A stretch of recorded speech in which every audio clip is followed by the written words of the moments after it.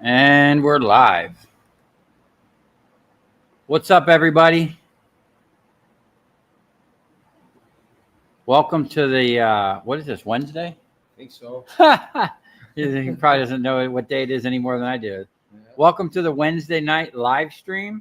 Kind of like impromptu, but I wanted to go live and show that Dusty from Merchant Metals is here. He made it all the way from Michigan. For those of you who haven't seen his journey, you can go check out Merchant Metals. And he's had, a 2-month journey? Yeah, just about. Just about 2 months to get to South Florida. And he finally made it. And I have to say, it's a pretty impressive and inspiring journey, man. I just told him literally, it took a lot of balls for him to leave like he did and just head out being a mobile scrapper. For those you don't know, he basically been going state to state and just picking up scrapping jobs where he can and doing what he can. And it's been a pretty incredible journey. This journey's only halfway over, though, guys. I still got to get back to Michigan. So I'm counting how many tires I need along the way. Yeah. So what are you at now? 6 tires? About 6 tires. 6 tires it took him to get here. Hub assembly. A hub. Yeah. He burned up a hub. Bearings. So let's see who's in here. What's up, Earl? Leanne? See you scrapping. What's up, dude? Canadian grower. The safety marshal. Joseph Valenti. Big Eve 143. Rex from New Zealand. Wow. That's awesome, man. Yeah, if you guys are put in the chat where you guys are from, like what state or what country. I always find it fascinating, the people that are like from around the world here. My brother's in here. What's up, Tim? Hey, man, this guy could almost be your brother, dude. What's up, Tim? He's like your twin. Electronic scrapper. Hey, man. Yeah. 82nd guy. Little Sanctuary. What's up, man? Oh. Henry. Well, you went somewhere. Henry Ron sorry if I butchered your name, dude. How are we doing tonight? We're doing pretty good, man. T and B Metals. What's up, dude? Betty Morgan. What's up, Mom? That's my mother. Hey, Mom. Romatic. What's up, dude?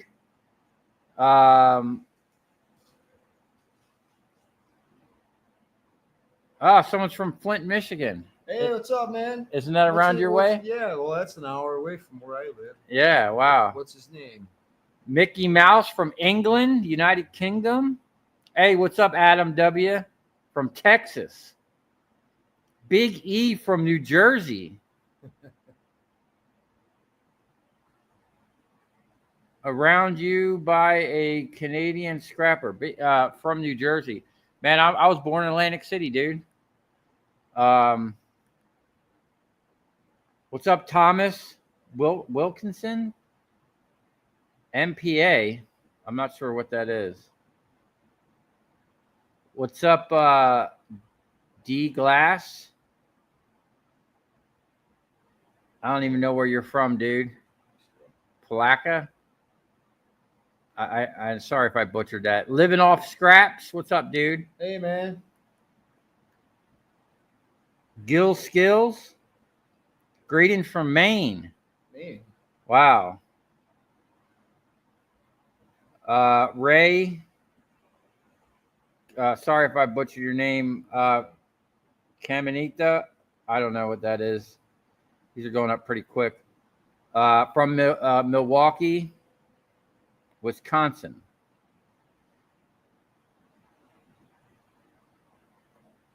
TNB Metals from Monterey, Tennessee. And where does Tim live? My brother? He's up in Georgia. Oh, what's up, Mickey Mouse with the 20? Is that a euro or a pound? Well, I thought that was the guy from Flint. Mickey Mouse is from England. Okay. So would that be a pound? Well, thanks for the 20, whatever it is. I appreciate it. Robert Bishop from Shelby, North Carolina. What's up, dude? Electronic Scrapper from Ohio. Charles, where does Dusty sell his e-scrap? That's a good question, dude. Do you have any? Well, not on hand, no, but I got a spot I take it to in Michigan. Yeah, he was telling me they pay pretty good up there. They have that's like a bigger thing up there than I guess down south. Anyways, I feel that way. I mean, yeah. I don't. Hey, Derek, sending you a box. Tracking says it'll be your PO box on Sunday night. Make sure you check it on Monday morning. All right, thank you, Adam. I appreciate it, dude. I still use your the boxes you sent me last time, dude. I use them every day. The gloves you sent me, I appreciate that. And Oliver with his small gloves. He goes, I was hoping to meet Oliver before I left. Usually he helps me Friday evenings and Saturdays. Okay. So if you're still here by then, you'll meet him. I'll have him come in. So I gave Oliver a pair of gloves, right. And he goes, man, he looked like Mickey Mouse because he had these big gloves on. So he sent him a box of small gloves. It was just hilarious, but I really appreciate that. And so does Oliver. Thanks, Joe. Joe Valente with the $20. Hey, thanks, man. I appreciate that. So what we're going to do tonight, we got Dusty has some copper he brought from Alabama. Is that from the horse rescue or the horse place? Yep, that's from the horse farm. Yeah. If you haven't watched his videos, he was there basically for like a month and had some scrap. Oh, so that is pounds. Okay.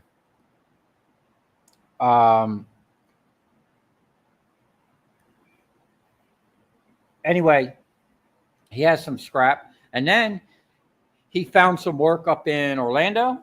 Yep. He did a bunch of high bay lights in Orlando. Kind of got, what were they? Half aluminum? Yeah. No, they were all aluminum copper.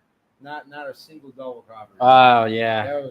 That was a letdown. Yeah. I made my money back, so I'm happy. Yeah. So I bought a bunch of copper and aluminum from him. What's up, Oddball Express from Kansas?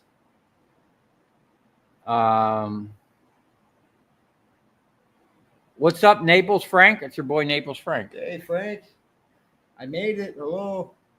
It's going pretty good, man. Mason's here too. See? Yeah, we got the little puppy on deck here. He's very, very. The microphone is blocking the dog. There we go. A little bit. I didn't know if you could see the dog now.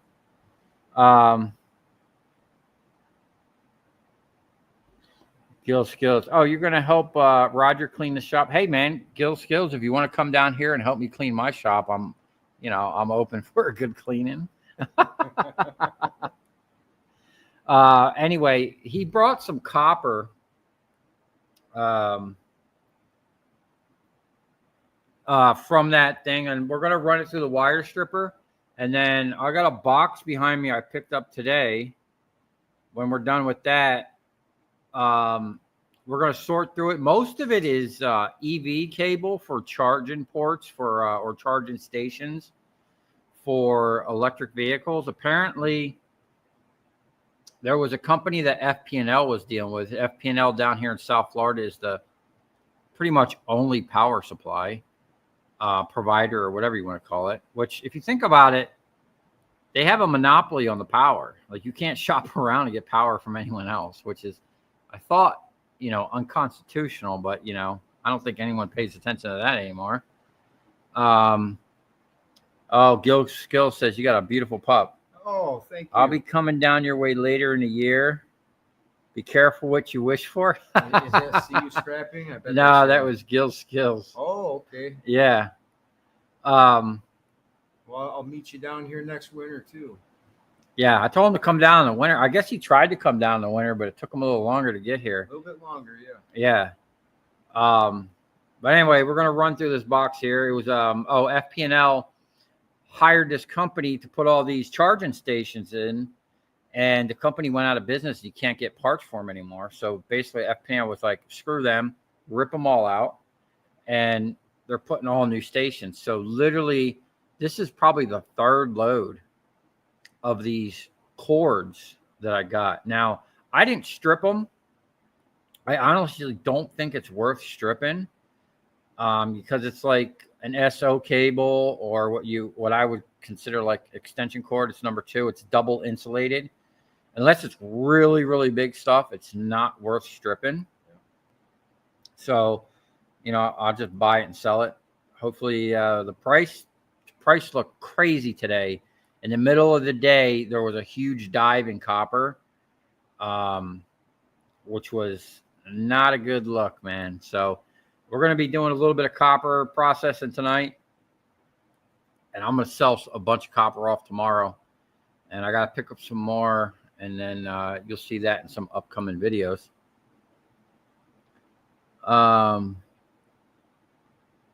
Let's see here.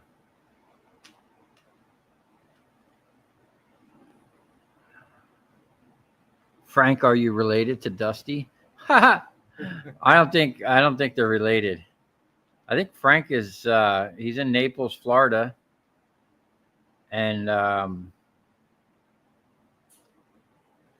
don't think that you've never met him, have you? I haven't met him personally, no, but I want to. Yeah. Yep. Okay. He's a real cool dude. We only have one choice in northern Michigan, and that's Consumer Power. Yeah, it's a scam, dude.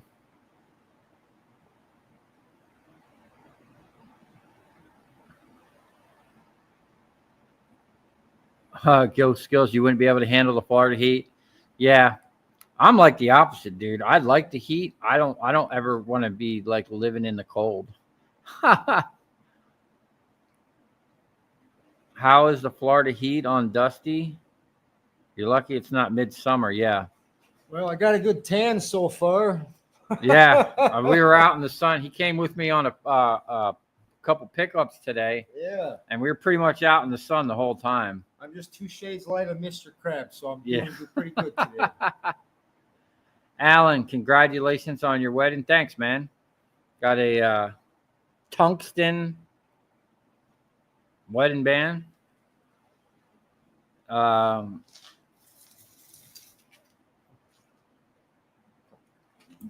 Big E, you'll be in Florida at the beginning of January. We can make it a party. Yeah. As a sub to both channels, this is like a Marvel movie. The Avengers, the Scrap Avengers. Oh, yeah. Oh, man. Okay. Copper Catcher. Are you reading off the names of? Oh, I don't know who Copper Catcher is. I didn't see that on here. I shared a quick post before everybody we went live here, and whoever read that, and that came from my channel. Oh, I see the Copper Catcher. What's up, everyone? Copper Catcher. I don't think I've heard that name. Huh. Well, what's up, man? Thanks for joining the stream. Mr. Julian is why you say you're bare. Huh. Not sure what that means. Copper Catcher has a transformer cracker like yours?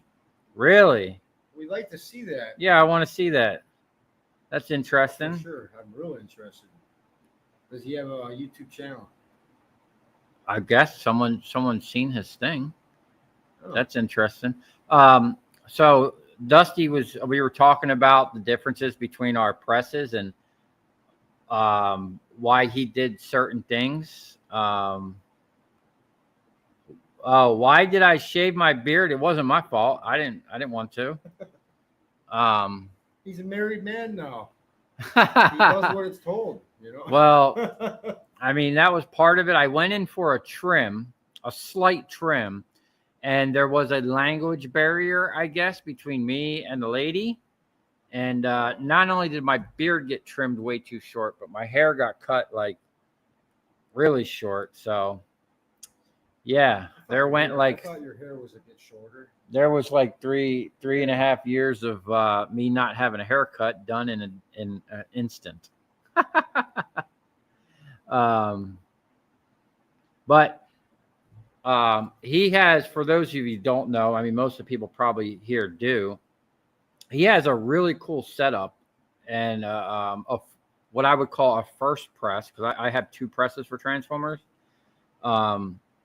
Short beard, you no longer look like a guy who lives down at the junkyard. Now you look like his son. Thanks, Adam. Some people said I should be on the corner holding the sign.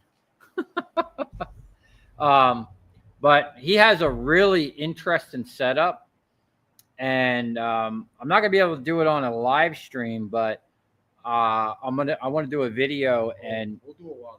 Yeah, I want to do a walkthrough of his setup because I think it's really cool, and I really love his buggy. He's got a concrete buggy he uses. And if you haven't seen the videos of him running that thing at the farm in where was that, Alabama? Yeah, it was in Huntsville, Alabama. He was all over that with that thing, man. Like, and he was ripping copper out. He actually used it to pull. Let me see that. Well, I attempted to. He used it. He took his buggy. There's some of it right there. And pulled this copper through a StripMeister. Yeah. With the buggy, which was very interesting. I thought you were talking about when I pulled it from the Oh yeah, when he pulled that out of the ground, it was actually in the ground and up a pole. Yeah. The sketchiest part of that whole thing was him using like a 30-foot stick and a grinder taped to the end, and cutting it at the top of the pole. Let's see. It was worth using the last of my duct tape on that one. The language barrier worked out. Yeah, my wife thinks it looks good. Hey, PFR.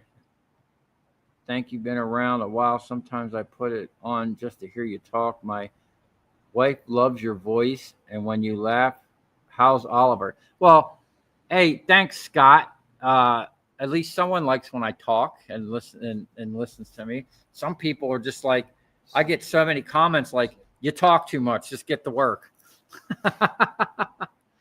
Justice for Guatemalan boy. They call Oliver Guatemalan boy. Oh no, he's not Guatemalan though. Yeah, he is. Oh, he is. But he's an American. He's born here, but he's Guatemalan heritage. All right. And he's one of the very few young people that has an amazing work ethic. Matter of fact, like he tells me at his job he's got that pretty much most of the people he works with are they don't have the same work ethic. Look at this freaking bug. Come on, get out of here, dude.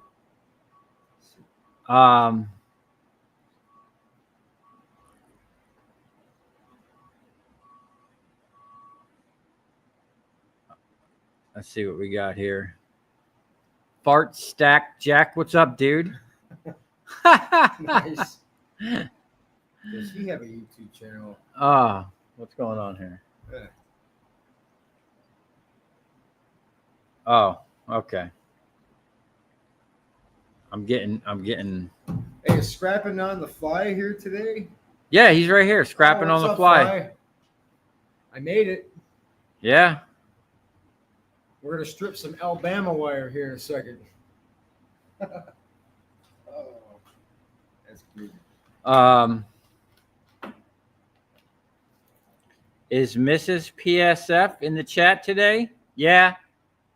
She's always monitoring what I'm doing. Guess Scrapping do got a badass setup. Who, me or him?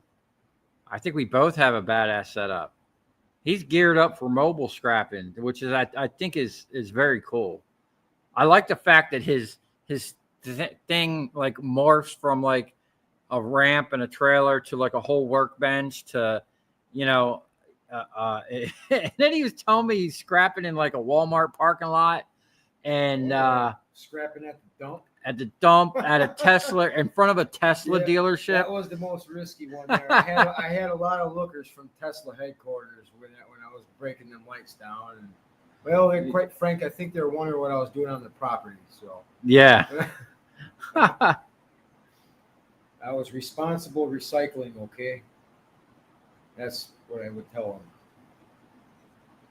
Just need to do a video going. I got a lot to good bites at the auctions. I'm talking a guy.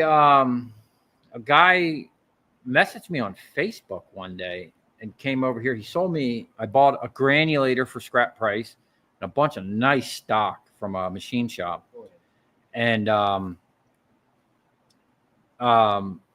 he was just sending me messages about auctions and stuff like that, and government auctions or something like that. I get people asking me all the time, do I get my stuff from auctions? I've never been to an auction. I've never bid on anything. I personally like estate sales, residential estate sales. That's where I find a lot of good deals. That's stuff that you would be hard to find elsewhere. He was telling me about some of the stuff he dumpster diving and how he would do that, and driving around, like he would drive around in a car and scout things out and then come back with his truck. Save the gas, man. You gotta do what you gotta do. There was one night I found 20 pairs of these cable cutters in a dumpster. I grabbed every single one of them, and I never need another pair in my whole life. You know, sometimes it's worth taking a look. Have I scrapped a giant transformer size like 4 feet tall, about 500 pounds? I have. I've scrapped a transformer that was like 3,000 pounds. From that police station. Yeah, from a police station. Yeah, them guys couldn't get it out. So I don't know how they got my number, but they called me. They goes, "Hey, I heard you're the transformer guy," and I was like, "Police. They can find anybody."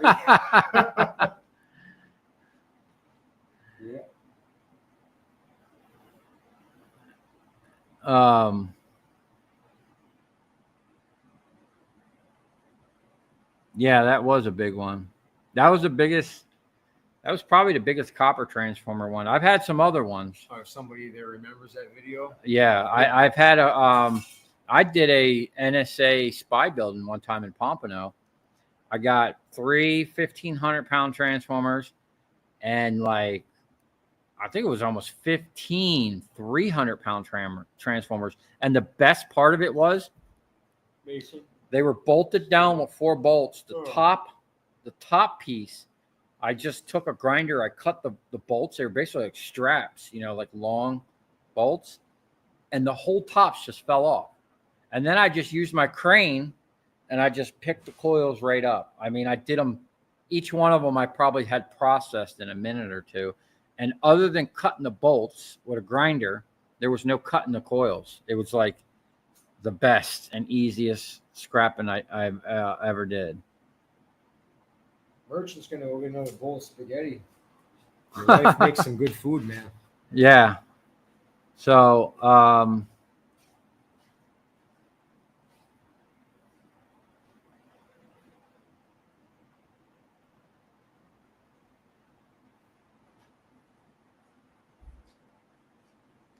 yeah, it's been I think he, yes, she does. It's probably the first home cooked meal he's had in like probably 2 months or whenever he left. So he's been eating on the road, which is like, you know, says he's been eating chicken, rotisserie chickens from Walmart. Did I trim the beard for the editing or for the wedding? Yeah, for the wedding, unfortunately. I had an accident at the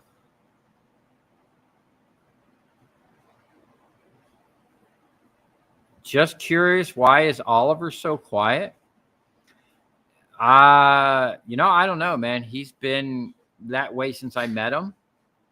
I think he's like 21 now or something. I've known him since he was 18. I pretty much met him right out of high school.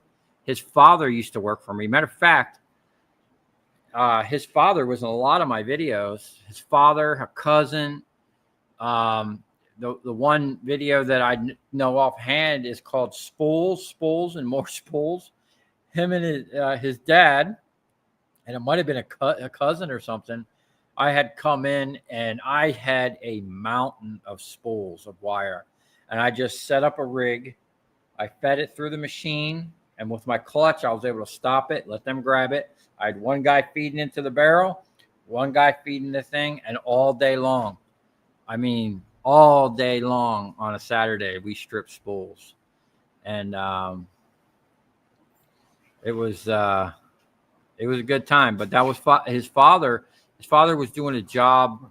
He was working for me part-time, and then he was going to the West Coast or something, or wasn't going to be around. So I asked him, like, hey, you got anybody, young or whatever that wants to work during the week, maybe after hours? And he goes, oh, yeah, maybe my son. And then little Oliver showed up at my house one day, and, he had a part-time job. So he was working it in the evenings and during the morning for me.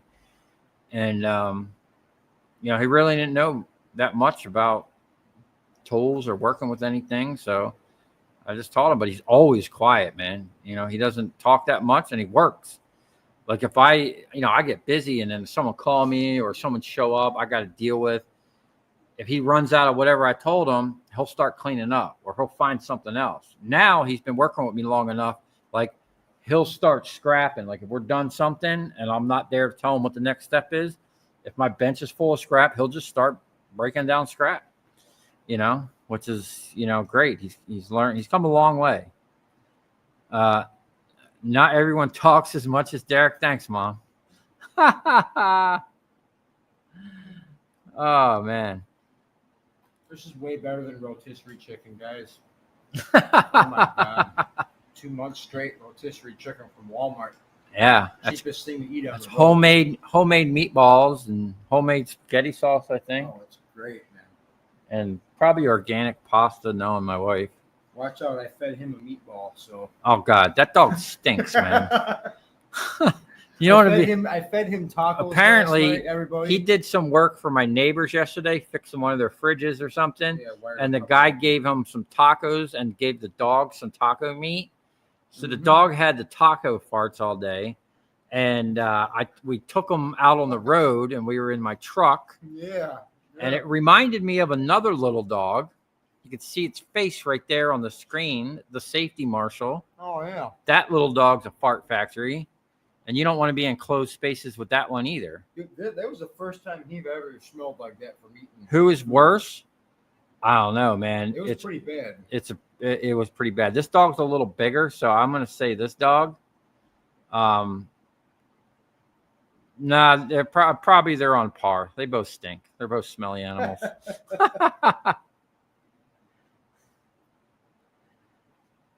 I accept you as you are, Mason boy. The dog is so well behaved. I'll tell you what. The dog is very well behaved. Look at him. He's just chilling. He's got his own little chair over here. Yeah.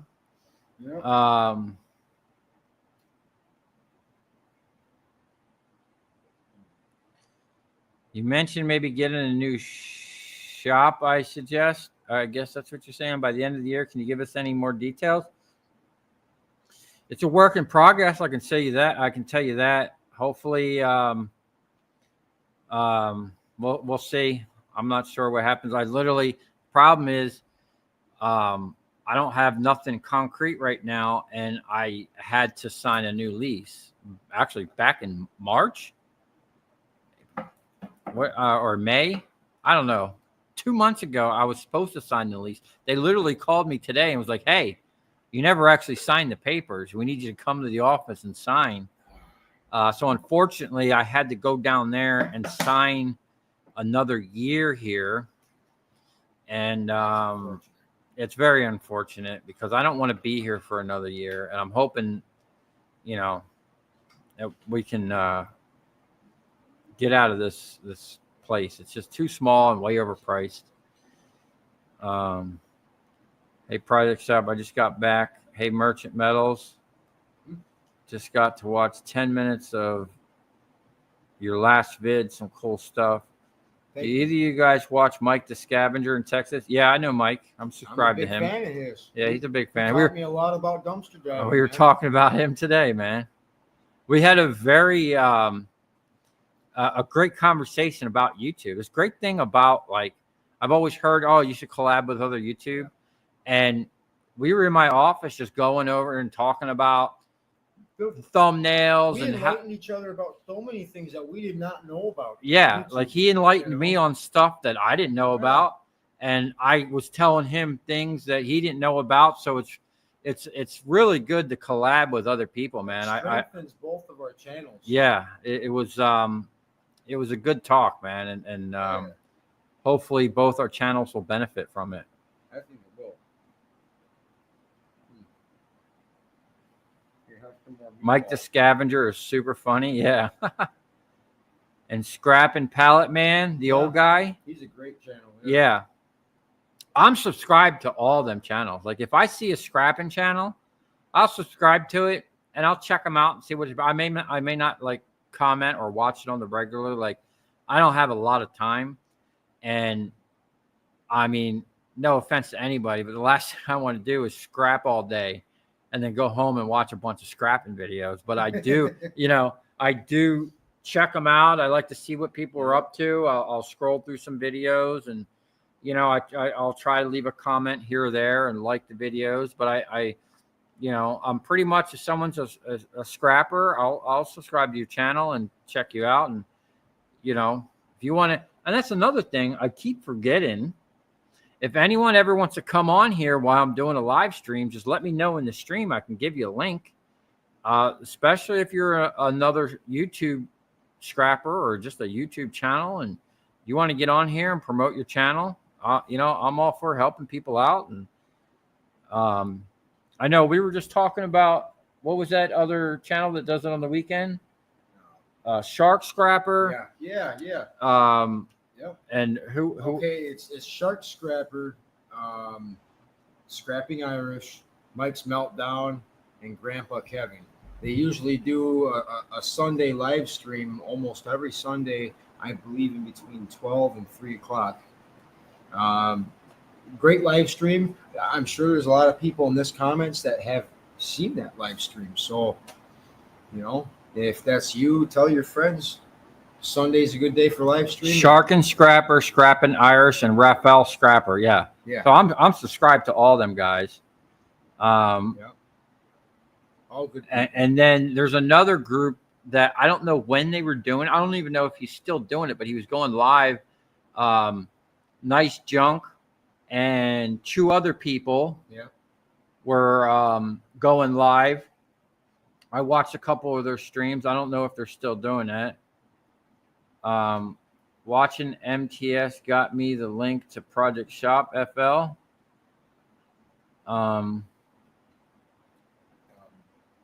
about Big Country Scrapper real quick. Oh yeah, new channel, Big Scrap Nation, formerly Big Country Scrapper. Yeah. Yes. So we were actually just talking about him today. Talking about you earlier. Is that Big E 12143?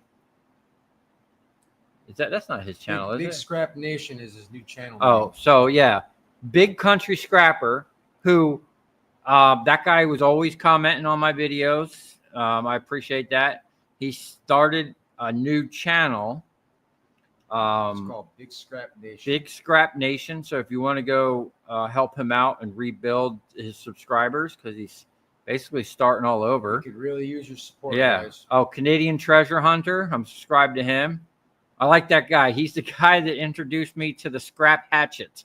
Okay. If you don't have a hatchet for scrapping, you're missing out, dude. Yeah. It is one of the best things. Now, you better have some good eye-hand coordination. Oh, yeah. Because you're probably going to lose a finger if you're not careful. But I come close. Yeah. But, It's definitely a game changer, dude. And I have a DeWalt one with it's all metal. There's no wooden handle, so you're not going to lose your handle. You're not going to deteriorate the wood, and I've probably only sharpened mine once or twice. I've had it for about a year, and I beat the crap out of stuff with it. It's a must-have in the scrap arsenal. And that's another thing I'm going to do soon. I've been meaning to do it for a while, is I'm going to do a video on what I believe all scrappers should have: a basic set of tools for scrapping. Like what if you're going to get started, or you're just going to be like, dismantling stuff or whatever. I'm going to do a video on what I think the basic set of tools you would need to be efficient. And then I'm going to probably in another video or later in that video show like all of my tools, and why I picked the ones that I have and what I think the pros and cons are, and we'll talk about other things. But I'm still here. I'll show you a few things too. Yeah. I definitely want to do. We're going to do a walkthrough of his setup. I think it's really interesting. I don't have any transformers really. Actually, we just picked up some 1500 watters. Yes. But there's only a couple of them. And I have some light fixtures. We might be able to pull some transformers. I kind of wanted to run his press, and then I want to let him run my press.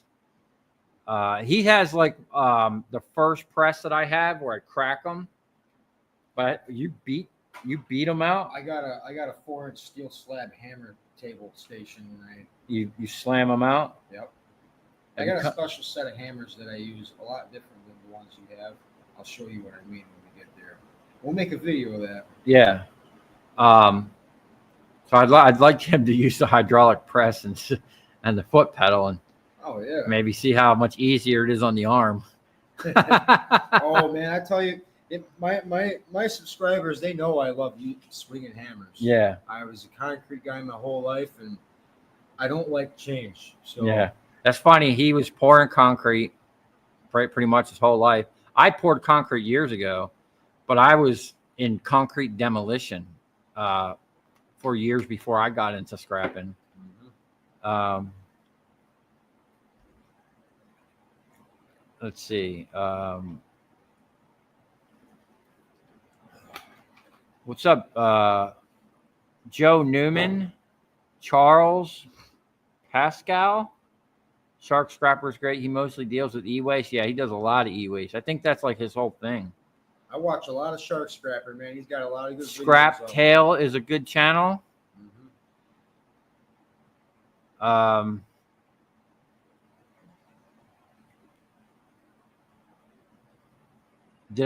Did we trade? What's up, Brian T? Did we trade concrete stories since you were both in that trade?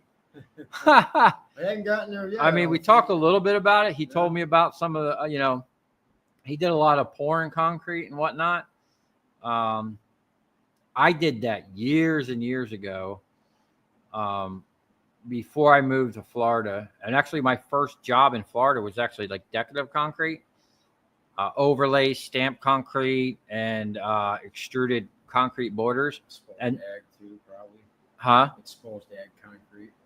That and spray. We did a lot of spray decking over the pools and stuff like that with stencils. It was a nightmare, dude. We had to lay out these stencils, and they had to all line up. Isn't a nightmare. And then we sprayed this thing, and then I had to get out with these special cleat shoes. Oh yeah. And trowel it down, and then we had to pull the stencils up. And man, you want to talk about people nitpicking? You'll never have someone nitpick more than like a homeowner, and you're trying to beautify their crappy freaking pool deck that's like falling apart. Right. And instead of ripping it out, they want you to do an overlay, and they got cracks everywhere. And if you got a crack in concrete, you can't just lay concrete over it because the crack's just going to come right through. So we had to like grind it out, put like epoxy down with like almost like a fiberglass mesh over top of it. And it was, man, what a nightmare, dude. That's why I don't like doing, I love scrapping because so much can go wrong as a concrete guy. Yeah. But when you're scrapping, Like I like scrapping. Like he gets some of his stuff for free, but he does buy stuff. But once you buy it, like that's it. You get it. There's no going back for one, and two, you're going to make as much money as fast as you can work, or I call it street gambling. Yeah, street gambling. Yeah, that's true. I mean, he did take a big gamble. Like I got huge respect for him driving from Michigan to South Florida with the rig. Oh my God.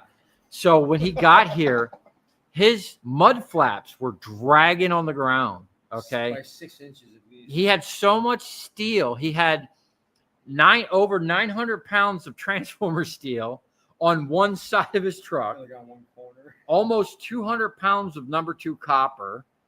Over 200 pounds of cast aluminum or round. Wasn't it like 300? It might have been 300 pounds. So he had like almost a ton on one side. And then we take his trailer off, and I go to move it with my forklift, and it literally just bent my fork like a banana. Yeah, we had to. It didn't even come up yet, so I put it down. Thank God my fork didn't permanently stay bent. Oh, Derek seen me walking away a little fast. Yeah, he was backing up. He was backing up, and I'm like, yeah, something don't feel right here, man. Yeah, that was the most I've ever seen a fork flex. Yeah, that little forklift is great, but it does have its limits. Oh yeah, well, everything's got its limits. So I want to have it go through every tool aisle anymore.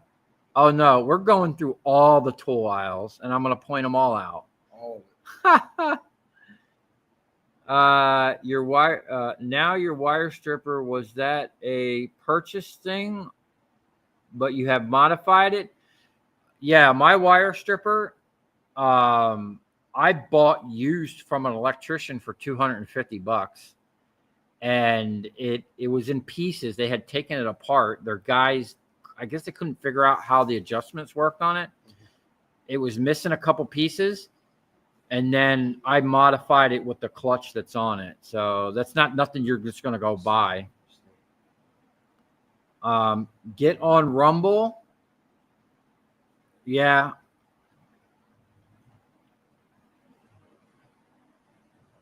Derek's great at banging them out with a hammer as well. Oh, you talking about transformers? Oh yeah. If I have to hit it with a hammer, dude, I'll crack. I've cracked many of them.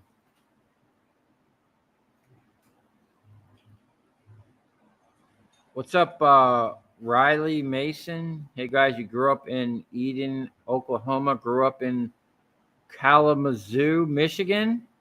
Do you know where that is? Nice town, man. Nice city. Yeah. Oh yeah. It's a little ways from where I'm located, but it's still home. I want to ask one of you guys from Michigan, how's the weather going on up there, man? Is it at least 50 yet? Let me know. That Jaws of Life has made some of those stators easy to work on. Did you break the tips off the jaw, or that's how you got it? So when I got that particular jaw, which is actually right there, it had one broken tip, and then I was doing something. I was trying to penetrate something, and it didn't like it, and it sheared the other one off. Funny, they broke literally at like the same spot. And I got that one cheap for like $200 because it had a broken thing. So what's up? Love your channel. Lots of interesting things you do. Some of your inventions you come up with are insane. Love it. Thanks, Joe Newman. When I had my construction company, I subbed out all my concrete work. You concrete guys work too damn hard for me. Yeah, that's tough stuff, man. And I was telling him about concrete. Like, there's like, once you start, man, you got to finish it through, man. There's no stopping, and it could get hectic and stressful. Most of us guys work straight through lunch, man. Yeah. When I was doing concrete demolition, I liked that because I was just breaking stuff and cutting it up. But I did like big concrete demolition. Like we took down bridges and buildings and, seawalls. And, I was drilling 40-inch holes and spinning giant blades, stuff most people have never even seen. Just check my local scrapyard. Number 2 copper, $2.20 a pound. I got a price today at $2 or $3.45 a pound, something like that. What's up, Matt Jackson? All right, we're gonna that forklift will never have the lid on it. Ha! That guy keep telling me that. I got a couple things I'm going to knock out here in the next couple days, and then I'm going to make that my mission to put the lid back on that thing.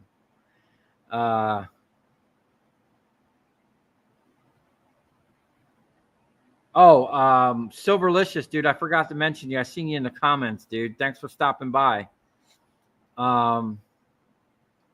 Did I put that protective bar back on the top of the forklift? No, not yet. Ha!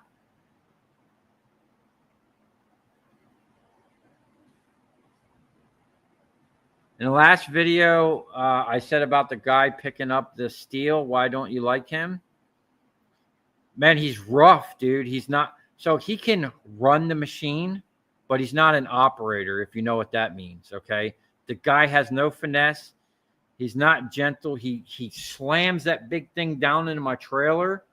And this time I left the back on because what he normally does, he drops the claw down in there and then just drags it out of the back and pushes everything out.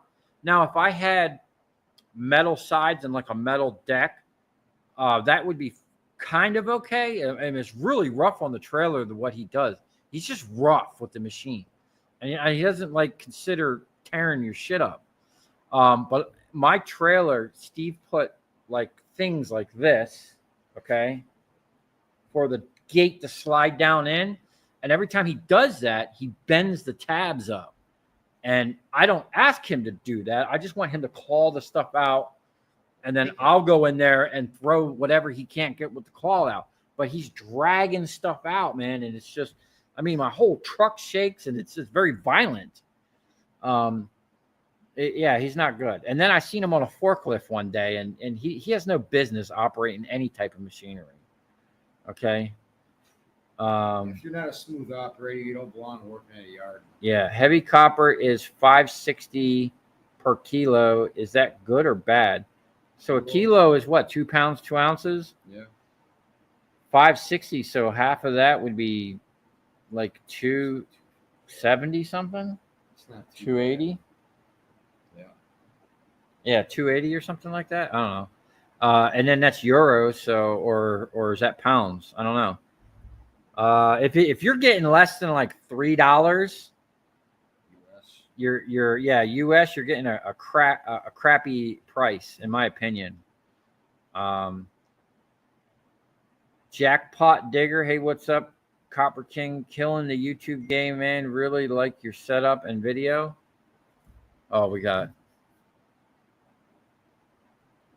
You did the math. Look at my comment.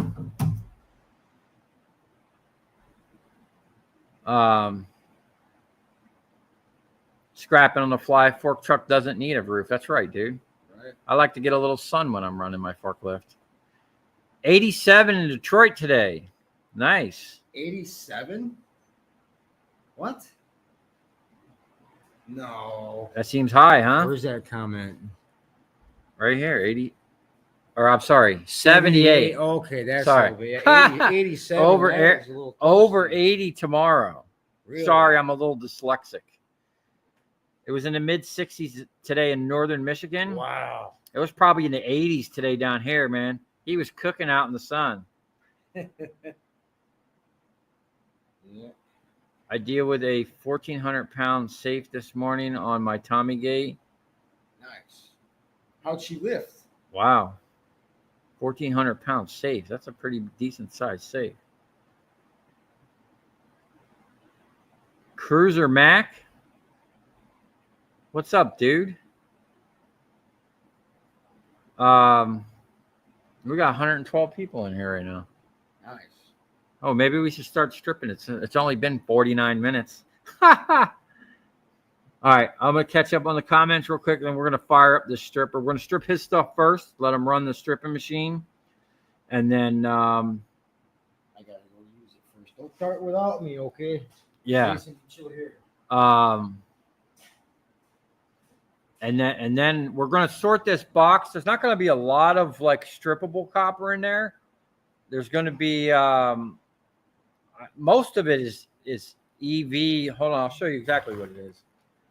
It's like whatever you charge your electric vehicle with, but there's literally like a mountain of this stuff.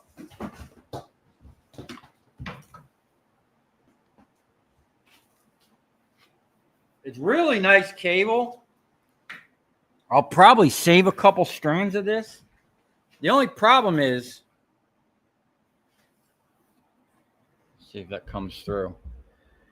It's like, it's got the 3 normal wires, and then it's got 2 really small wires in there. So I don't know if it's worth stripping. I might weigh this piece. Well, it's kind of long. I might just weigh like 2 pounds of it and strip 2 pounds. It almost looks like if I can get a bright and shiny out of this instead of a number 2 copper, that almost looks like we might be able to finesse that as a bright and shiny. I don't know, but that thing is chock full of it. I think I weighed that thing at almost 500 pounds.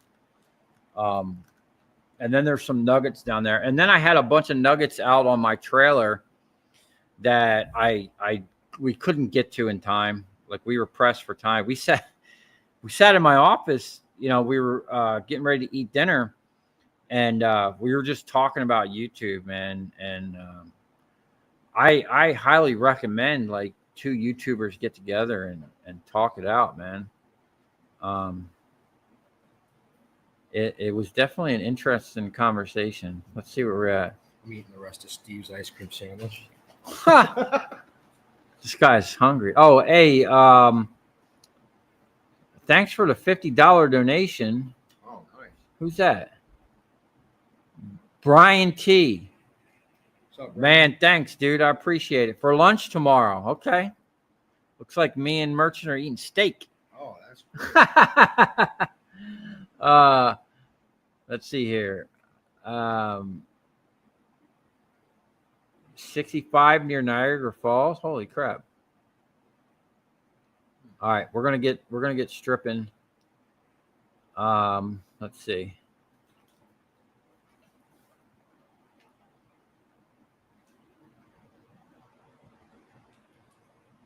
Okay. All right, we're gonna I'm gonna reposition the camera, and he's got a bunch of different size wire, it looks like, in his bag. There's a variety bag. So there's going to be a little adjustment. He had this big, what was it, 600? 600 service amp wire. It's pretty heavy duty stuff. So he had this 600. Oh, no, it's just 500. Oh, is it? Yeah. Oh, there you go. 500 MCM. So he had this all knotted up in like big knots. We had to kind of unbend it. Looked like a pretzel. Yeah, he looked like a pretzel. So we unbent it with the vise over here. And it's going to probably maybe get caught in the stripper. We'll probably have to just wiggle it around, but it should strip it. Listen, you don't want your pup. Oh, safety marshal. He gets a pup cup for his dog too. Okay. I'm gonna get this. I'm gonna turn this thing sideways. Mason, if you're in the way, I'm gonna put you in the trailer. And we only have a limited amount of cable.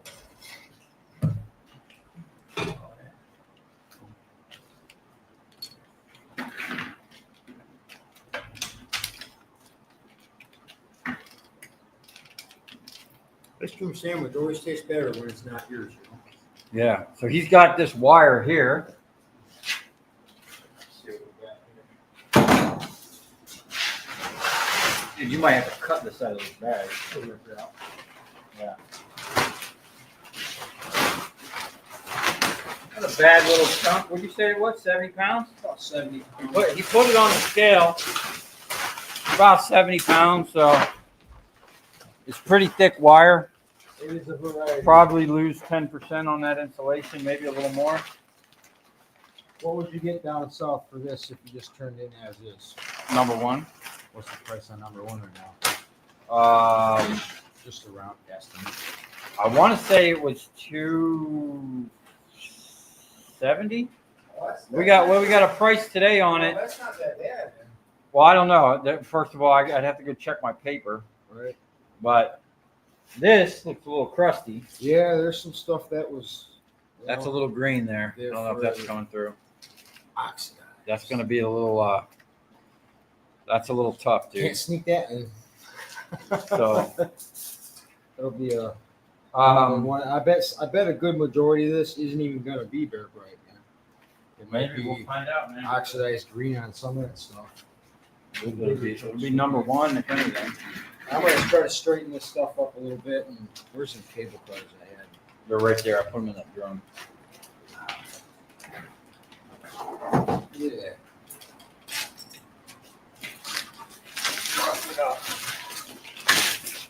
So you want to start high and go low, or start with the small stuff and go high?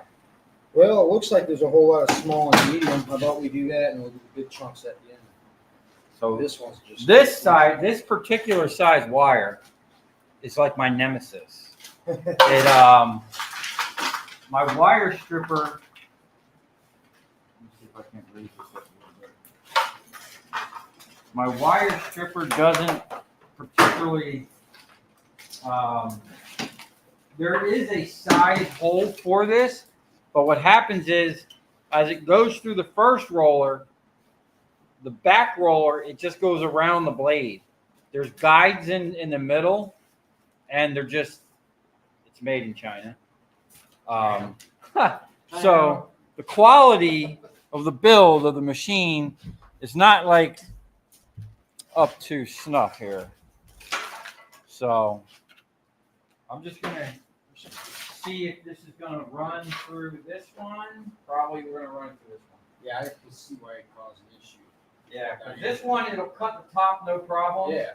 But on the back side, it's not going to. So when I do this, I like to jack up the.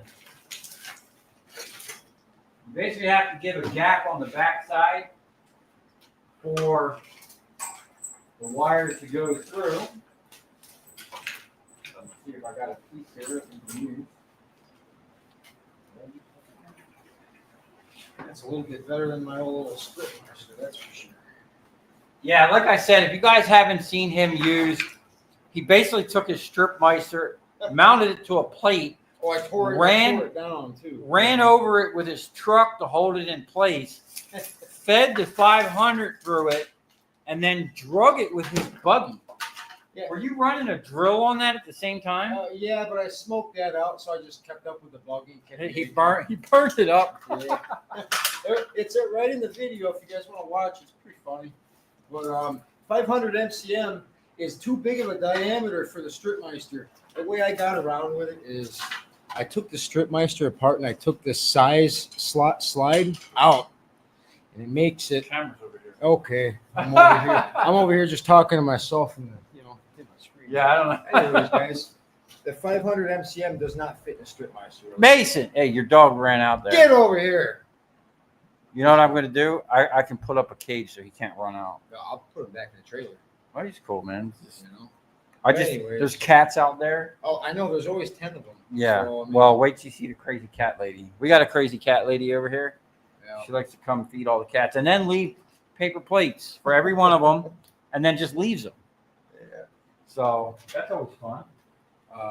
Back to what I was saying though, 500 MCM does not fit for your StripMeister. You got to take parts off of a StripMeister to be able to pass the wire through.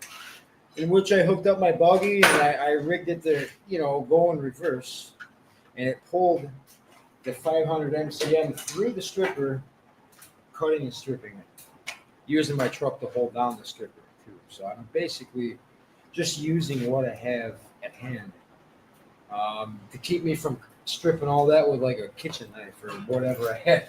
You know, I'd rather try it that way than use. That's one thing I like about this guy is he's very resourceful with using the stuff he has on hand, like me. Like I'll look at what I have on hand, Yeah, and do whatever I can with the stuff I have to complete a and job. you just got to let your imagination Exactly. lead the way and just trust in yourself.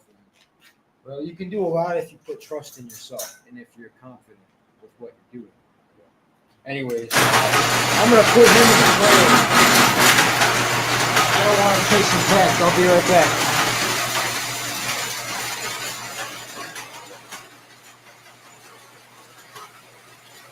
Not bad.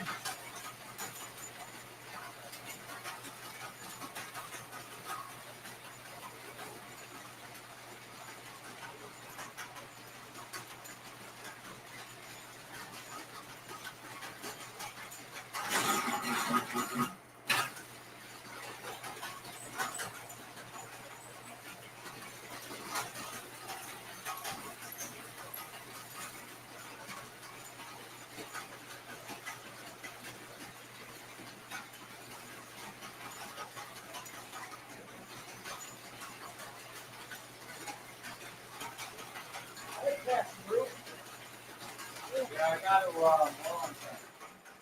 Gotta find a 14 millimeter. All right.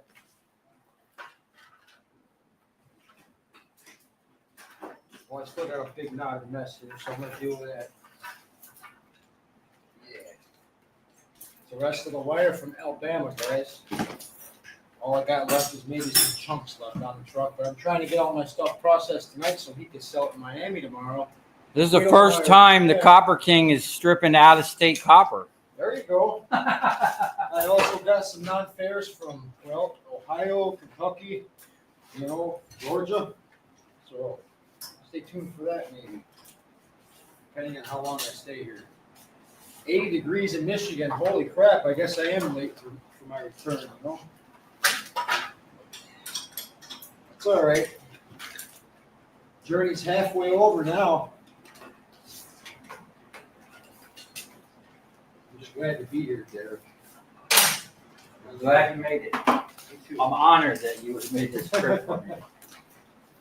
All right, let me see. Awesome. This is all being the other side right This This is all damn near the same size on the side.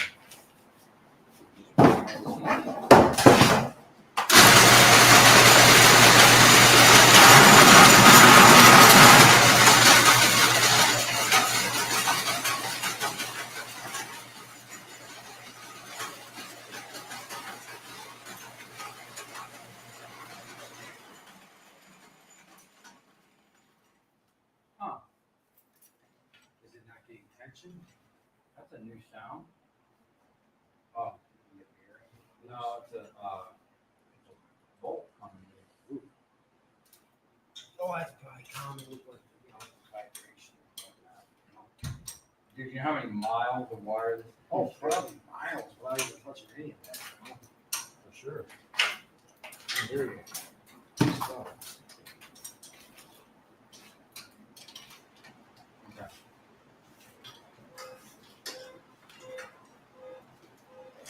This thin side here. You got a car alarm on your truck? Oh, heavens no. It's a 90s pickup, man. Hey, guys, I went to the beach yesterday. I tell you what, I felt a little out of place because I was the only person on that island with a square body GMC truck. Everything else was Ferraris, BMWs, Mercedes, and He went to Lamborghinis. He went to the beach on Palm Beach Island. Yeah, man. You know, I got some weird looks pulling up like Sanford and Sons, but by the time I got to the beach, I kind of blended So in. just for reference, for those of you who don't know, like where my shop is, literally probably not even 5 minutes away is Palm Beach Island, Right. where Mar-a-Lago is, where Trump lives. Like you could drive there in 5 minutes. So it's like, that's probably why my rent is so high. I'm in a very high-end area. Yeah, it's real nice here, man. They got nothing like that up in Michigan, so Yep. A little adjustment. Yeah, this lock nut is locked on there pretty good. It's a weird size. Like the closest thing I could find is a 14 millimeter, and that doesn't even fit it right.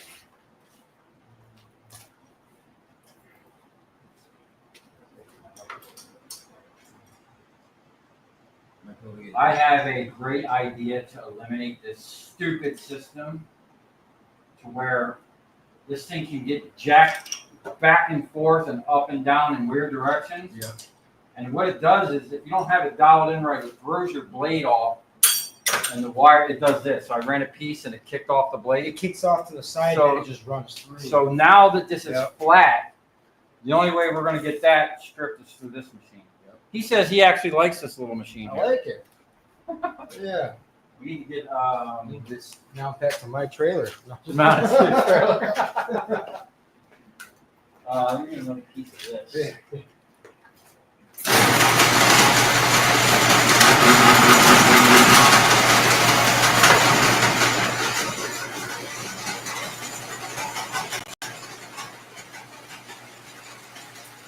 That's coming off pretty good. Now, I don't have a pin. I'll just use one of those plastic bags for it.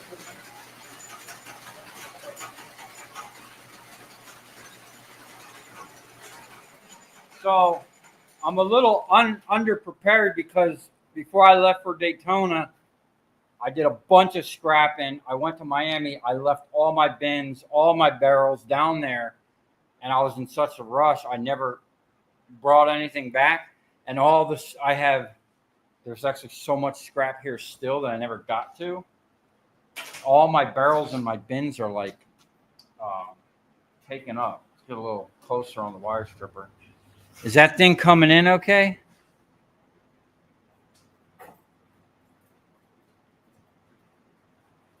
Hey, nobody's perfect, man. We're all human. You know? I could get a giant metal building Here's your bag of for what I paid for that 800 square foot shop in West Palm. Wow. It's a little more than 800 square feet, but yeah, it feels like it.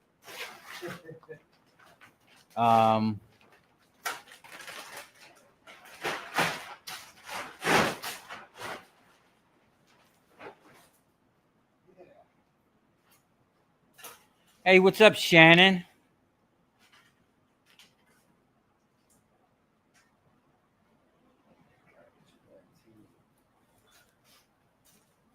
Here's your fresh roll of bags. These are With yours. the extra help, I could do a lot of micro scrapping.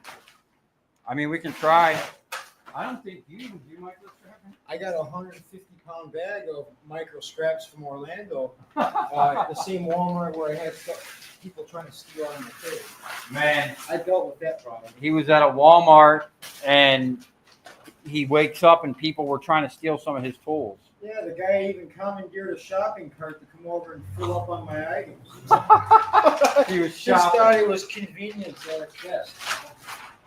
Someone got a, Where'd you get these bags? You found these bags in the dumpster? this was a dumpster dive, man. It was a fire and water restoration business. I can't name the name of the company, but I picked up 40 full rolls one night of these bags. I weighed my Toyota Avalon down so hard with plastic that night that it was worth it because I've seen him in videos Yeah, filling stuff up with these bags, and it's like crazy how much they hold. and I get questions on my comments. You're like, "Where'd you get all the bags from? Where are they?" Yeah, I was wondering the same thing. I'm like, where'd you get clear bags? I most certainly didn't buy them. Yeah. You know, I found them, and well, I'm gonna grab a power cord so we can run this other stripper. all right, right on, man. But I don't know why, for whatever reason, they thought these were bad. I guess these type of utility bags, I guess they expire over the years, and they're no good. I mean, I use them every day, but what do you guys think? Why would a fire and water restoration business throw out these heavy duty bags in bulk numbers? Can anybody answer that? Because I don't have an answer for it. But found them one night and I loaded my car down. That's how I got them. I looked them up online. They're $75 a roll. So I guess I made out like a plastic bandit that night, you know. So yeah, good times. That free roll is on me. That's gonna stay in your shop. That big thing? Yeah. You want another one? I got 5 more on the truck. No wonder you're squatting, bro. Yeah. Oh, man. I ran into my fan the other day with my forklift. No worries, I got it. And now she's ticking. It sounds like a lifter ticking a car. Oh, he's got the magic touch. Good tap on the top will shut that thing up. Oh, I plugged in the wrong machine. Back when I was young, that's how I fixed tube TVs. You give it a good slap on the side, and she'll kick right back into submission. You know, good stuff. You ever had an old tube TV that did that? You gotta smack it to get to work.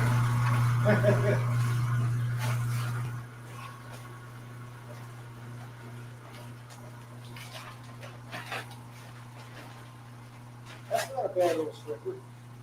Did it make needles?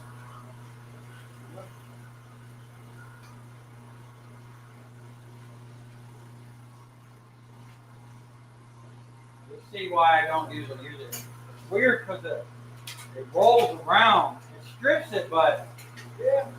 if you're not making full needles, it rolls it around where you got to kind of pull it hard. Right. And then I mean, if you want it to come right off, you needle it and it comes right off.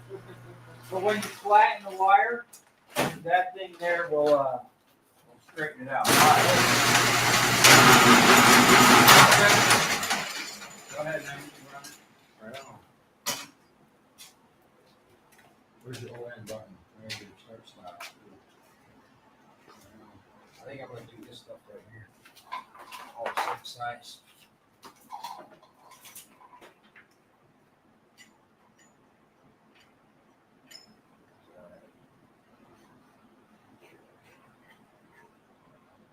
Oh, no. That's what's making that weird noise. I think the bearing's okay, but the pulley itself has come off or something. Hey, if we gotta switch to a repair record, so I'll run down for that too. That's just great. If the belt falls off, it falls off. I can just tighten it up.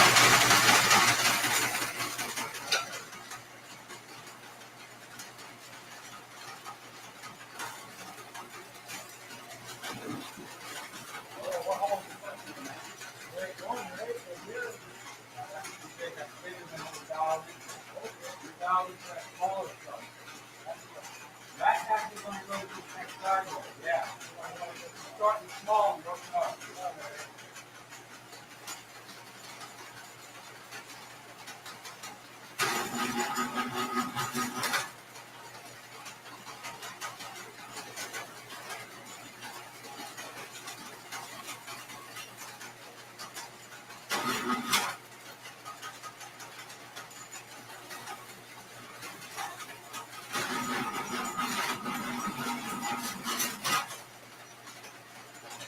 That's really fast.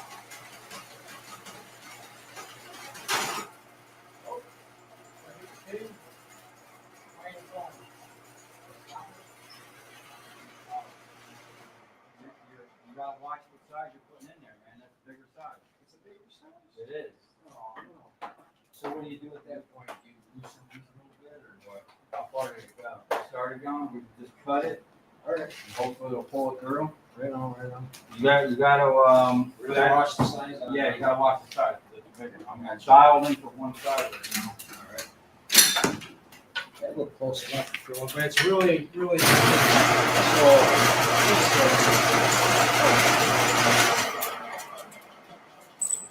let me pull on the other side.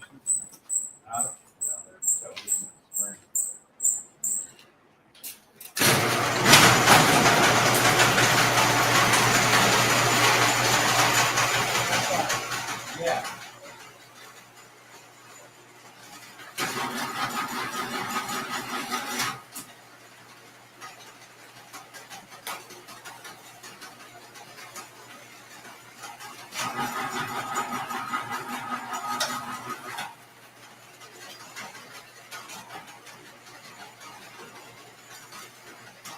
jump off.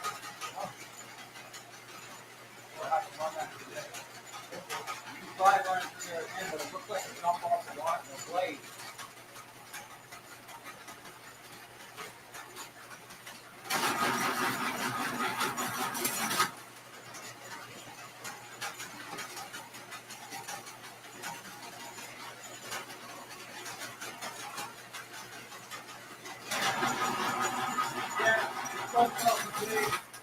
Trying to run it through again? Yeah, to see if it will work. No, it won't do it. Anytime it gets flat, what happens is it rolls around in the bottom and just kicks off to one side. We'll run through this machine when we're done.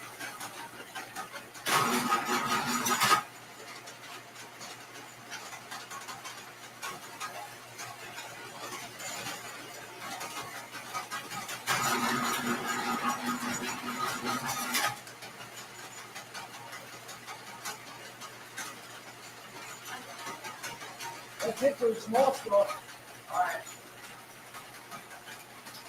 What we want to do is, you could probably run that next size.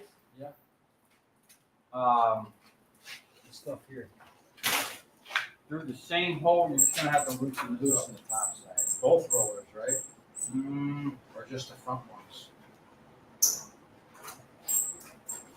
this one you probably want to jab it up. You see, you never want to go more than 80% of the hole. Okay. So then you start getting problems. It starts banging. That's pushing it. Yeah.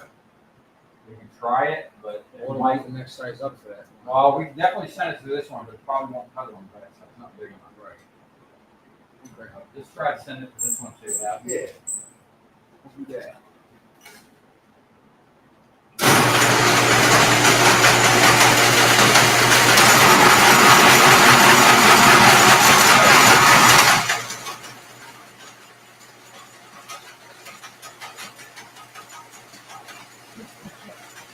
That was the only size piece inside of it. Rip it on up. Yeah, hold it up. So just start running the bigger hole for that. Should be good. So as you can see, this wire here looks a little black. So my yard, as long as it's not like green corrosion where it looks like it's eating the copper, the black don't matter. They don't even say anything. I brought in some really burnt stuff before. You know, I've had yards up north tell me otherwise, where that black stuff that they would buy is number one and not Beer Bright. Yeah. You know, and They're maybe probably- that's just to get you over on. They're probably throwing it in the number one behind the scenes. Easily. I can see that. It's like a lot of yards with the cast aluminum and not allowing people a screw here or there or a bolt or a little bracket. They're probably throwing it in the cast behind the scenes. Yeah. All right, so once we start going to the bigger with the double rollers, Okay. we got to take the spacer out of the back so that the back rollers do their job. Yeah. Tighten down on us a little bit. And what you want to do is cut about a foot off of that. You want to test these. Test it. Gotcha. All right.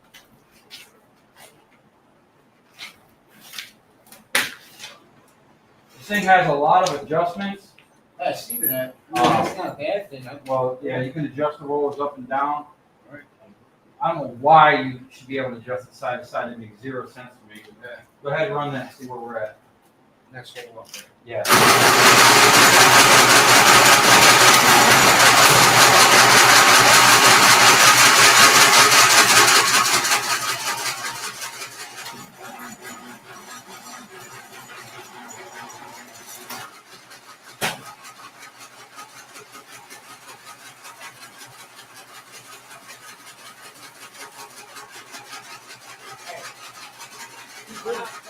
One goes such a long piece. Cut it down to like 6 feet or like less than 10 feet.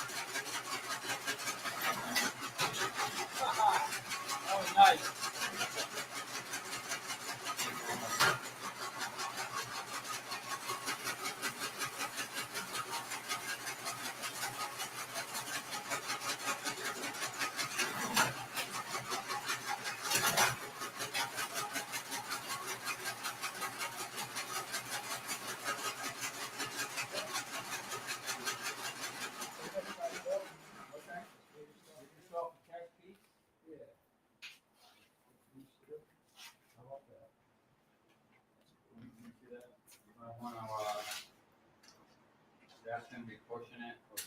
Probably going to want this hole maybe a little tighter. And the back roller tighter. Try that.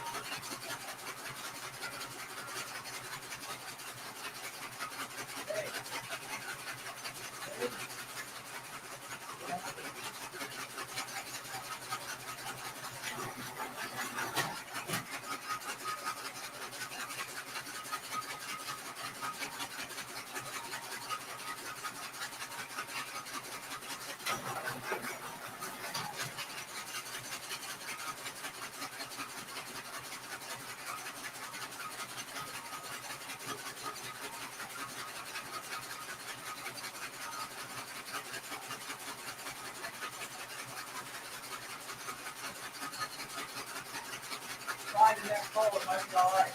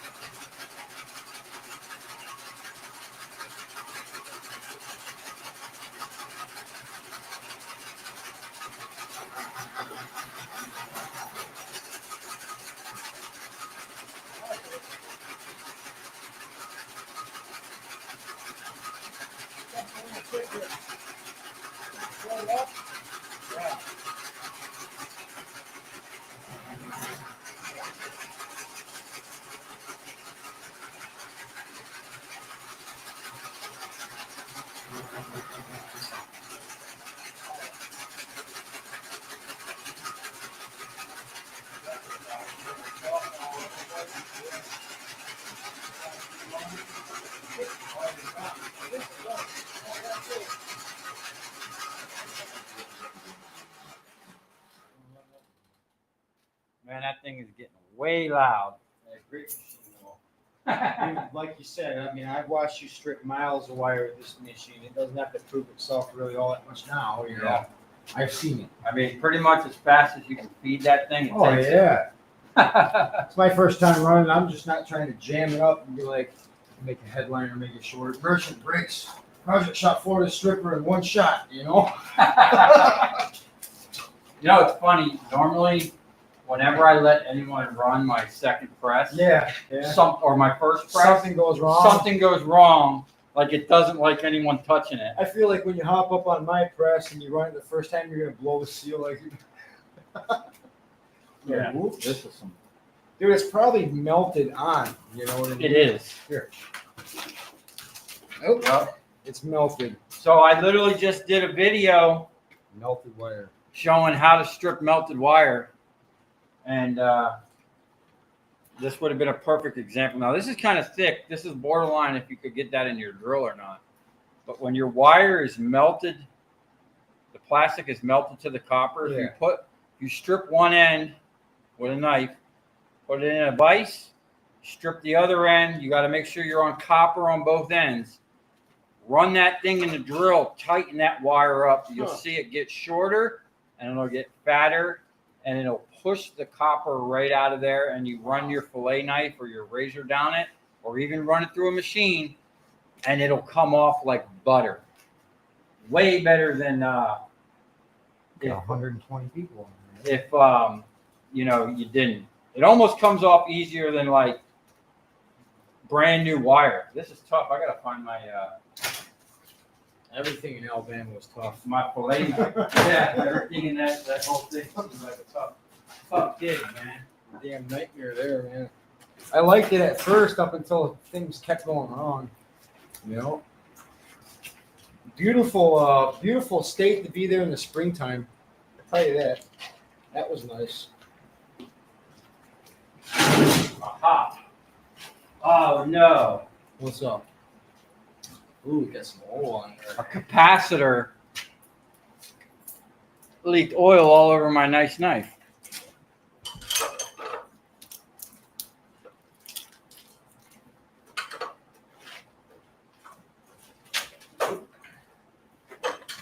Steve actually sharpened this for me the other day. Yeah, he did a good job. He's got a nice like 4-sided diamond sharpener, and it was the first time I had to sharpen this since I got it from John Daly. He sent it to me, and it held a good edge pretty much this whole time. But it was finally time. How I check how a knife is sharp, if you take a knife and you run it on your nail like that, if it digs in pretty good to your nail, you know, and like scrapes it, it's a little better than running it down your arm, where you might, you know, see some blood. Yeah. So on the burnt copper, we'll have to. Oh yeah, this is crispy, dude. I'm gonna have to use that on some of these, man. Look at that. It's not even wanting to get it out of the. Yeah, burnt. That's crispy. That's a crispy critter. We We could cut it here and probably run it in a drill, and it would push that right out of there. You'd be amazed at how that works. Yeah. We could try it. Let's see. You got it in there. Cut that like right there. I'll find a drill.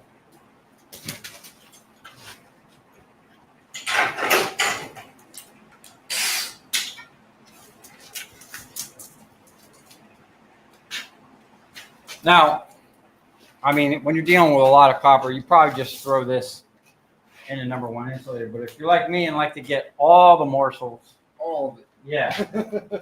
No copper left behind. That's our motto.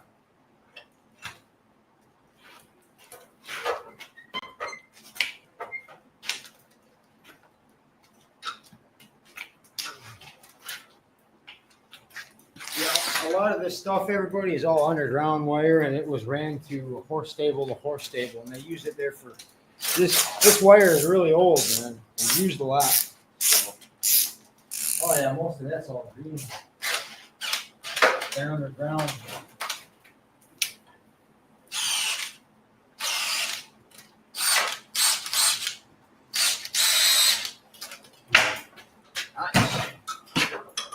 Twist rips it right out of there. It literally pushed that burnt copper right off of there. Okay. And look, it kind of made it bright and shiny there in the middle. So now you don't want to do that like I just did after it's been stripped, because on a longer piece it kind of makes it tough. Yeah. This wire here is wasted. I come up. Yeah, it's a crispy. Yeah. I don't even think we hit this rooster. That's probably not wood.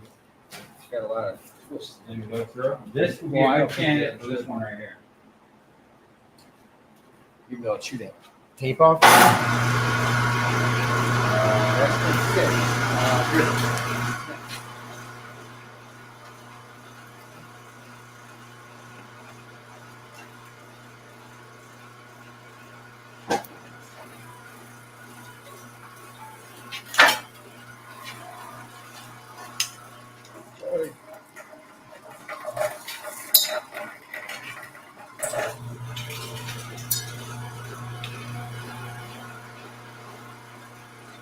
So this is the one that you want to run through again.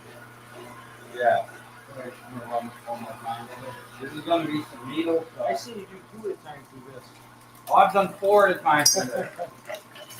This will strip Romex in one pass. Like this. Oh, you gotta crank that down. For the different size. See, this moves in and out very well. Yeah. So if you back there, see how it works. So it moves it in and out, and you could really put it in any hole. Right. If you want to go with one of these smaller holes, I mean that's almost straight. Oh, it looks like it jumped off at some point. A little bit. Just give it some more persuasion here. Yeah, that'll work. Yeah.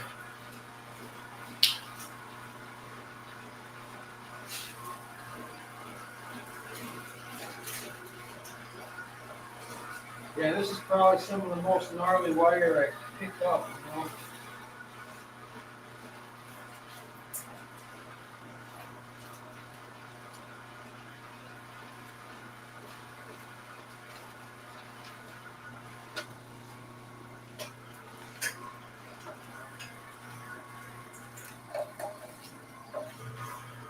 You tell when this thing is stripping because it makes a weird noise, almost like a popping sound. I think that's the blade actually like cut into the copper. Yeah. Okay. We've got some big old 500s.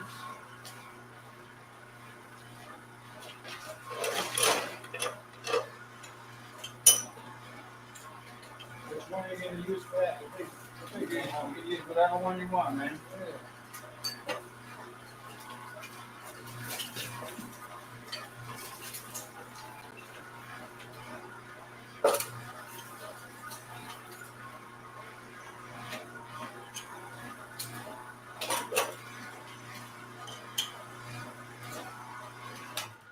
You know what that one guy at that horse farm told me to do with this? He said, just take it all back and burn it. At the horse farm? What an asshole. How that one guy. Oh, the guy that got you for the roof job? Oh, yeah. Yeah. Just go back there and burn it. Some people are not right. That ain't Don't right. burn your copper. Don't do that. I know better than that. You don't. Okay. So he's got a couple little pieces of that to do. Yeah. As soon as we're done cleaning that up, I'm gonna weigh a couple pounds of this. You gotta flip that box over. Yeah, we're gonna go through that box in a second. I wanna weigh a couple pounds of this, strip it, do the numbers and see if it's actually worth. Oh, you are gonna try the EV? Yeah, I'm gonna try it because I mean, there's. I don't think it's gonna be worth it, but we might as well try. I'm gonna run out to my truck real quick and get my my quote for the day of what copper was. Yeah, I mean, I doubt it's going to be worth it, but at least we'll try. Let you guys know if EV wire is worth it, because it's like the regular 3 strands plus 2 extra strands of copper.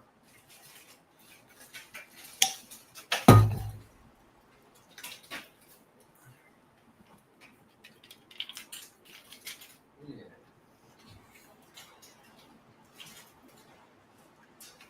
Who's in the comments over there? What's going on? Who's watching? Cool trick, Derek.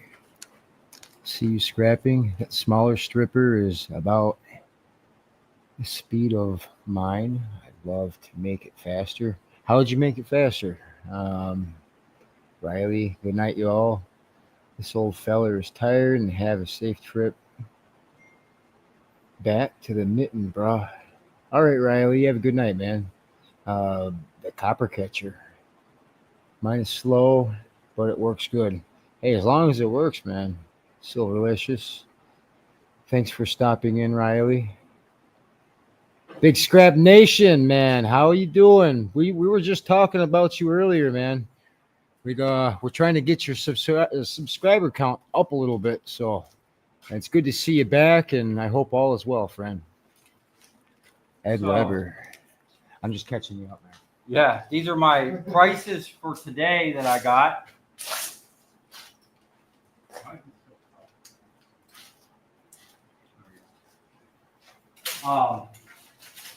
Bear Bright copper in Miami today. And from what I understand, throughout the day, the prices have been changing. They might be paying something different in the morning and different in the afternoon. Now, that may seem weird, but years ago, that actually happened to me. I went to the scrapyard first thing in the morning, like 8 o'clock, sold a whole bunch of copper. And usually when I'm out and about, I like to buy more copper with the money I just got. So I went down the road and I picked up something. Or I think I went back to my shop, picked up something, processed it, like a bunch of transformers, and went back to the scrapyard at the end of the day, and the price dropped 10 cents a pound. And the guy argued with me. I got him to pay me the original price. So I'm like, dude, I was literally here this morning. You're still sitting on my copper you bought from me this morning, but you're changing the price, you know? So it's funny how the scrap game is, but Bear Bright copper, $3.88 a pound. Number 2 copper, $3.45 a pound. That seems like a big spread there. Yeah. Number 1 insulated, $2.55. Number 2 insulated, $1.05. Cast aluminum, 60 cents. Old sheet, 60 cents. Electric motors, 28 cents.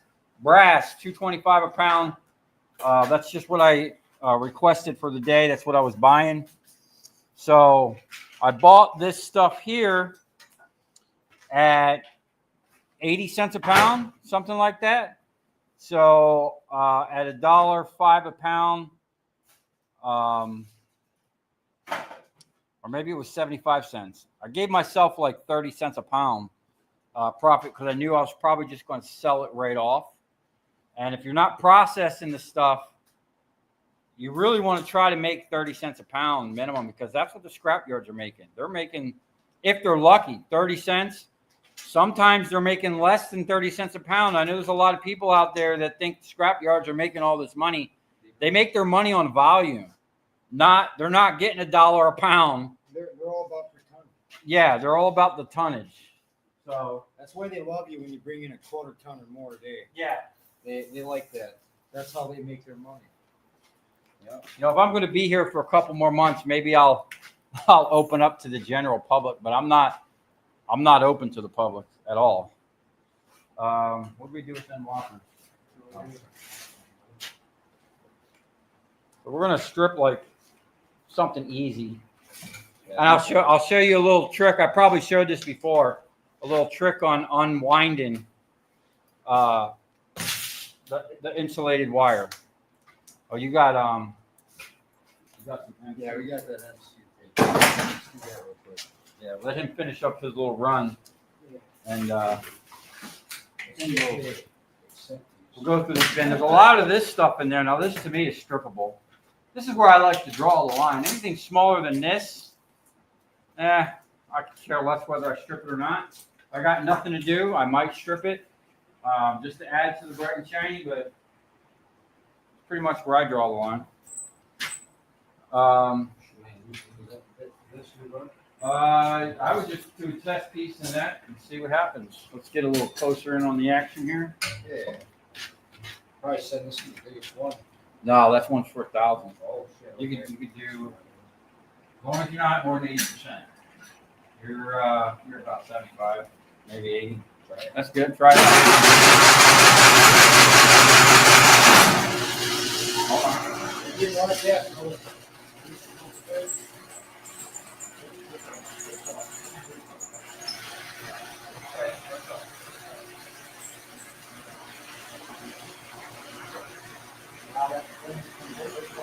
Yeah.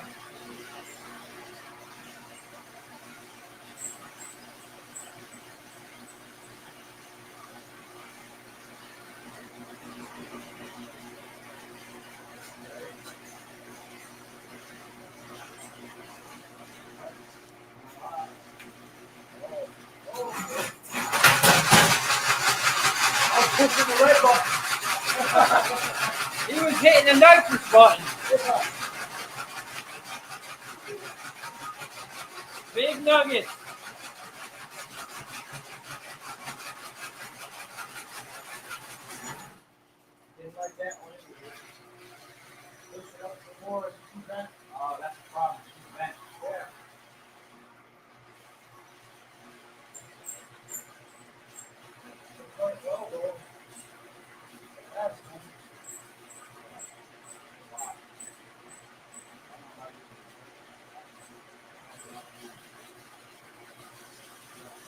more than the week. Just forward, so it can come off. Oh, And then pull off.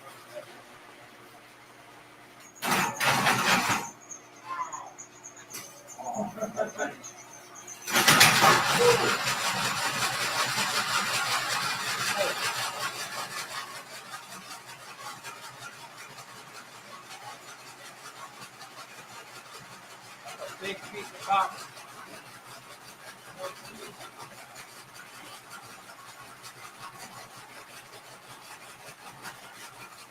That one's gonna be tough. all twisting and stuff, man. You know, I really knew this stuff was going to really cut. It's challenge. It'll go easier than this one. You want to try that one?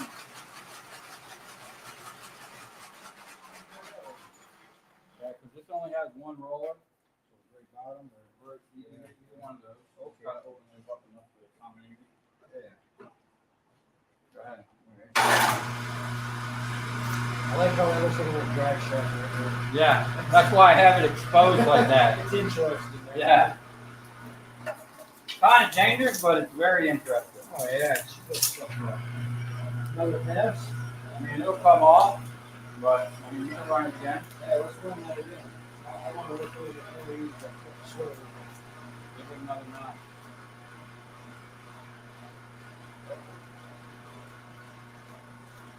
Oh, I can squeeze it right out. That's awesome. Oh.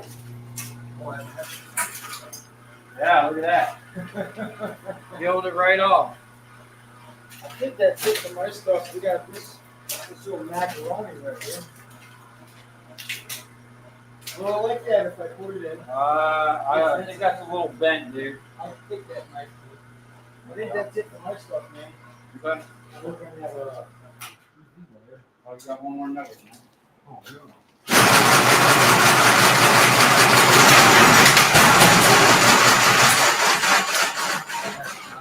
That thing chews it up and spits it out. Could you imagine me pulling 30, 40-foot stretches with this, with the concrete buggy and a StripMeister? Yeah, that's And crazy. it stripped it all in one pass, you That's know? crazy. But it didn't break it, though. I was surprised. I was expecting the stripper to break. Stripper? The wire stripper Yeah. I was using, yeah. I Okay. thought So we're gonna weigh this it snapped right off. at $1.05 a pound, and then we'll see if it's actually worth. Now, See if it's worth stripping. If I had to take a guess, I don't think it's worth it, but it's worth trying. 2.09. Let me find a pen. It's worth trying to figure it out anyway, for sure. That's nice. You got a whole Gaylord box full of that stuff, man. You can pull out. There's some more of those solid chunks in there we can pull out too. I think he said he's going to take this whole thing over. So.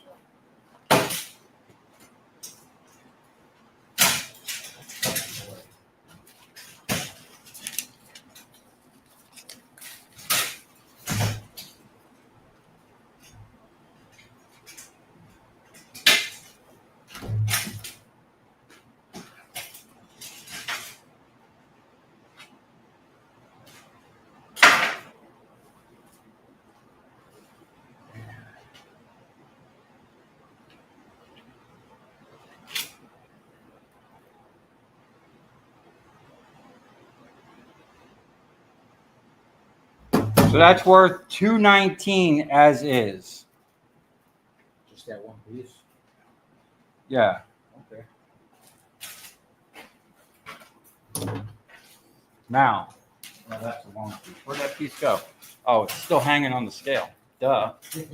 I'm the kind of guy that'll pay for gas and drive away without pumping. I didn't run out of gas somewhere. I wonder why. Okay, so if you're going to strip multi-strand wire like this, and this doesn't really work with BX cable because it's solid and it just doesn't flex like this. If you grab like 2 strands in the middle and you pull it from the middle, it'll completely separate all the pieces And now you have all individual pieces here. Now what we have here is 5 pieces of wire and a bunch of what looks like maybe fiberglass or something. Yeah, it's fiber for strength. This is very tiny. I don't know if that's going to be worth stripping. This looks okay. That's a pretty decent size. We'll run it through the stripper and see what happens.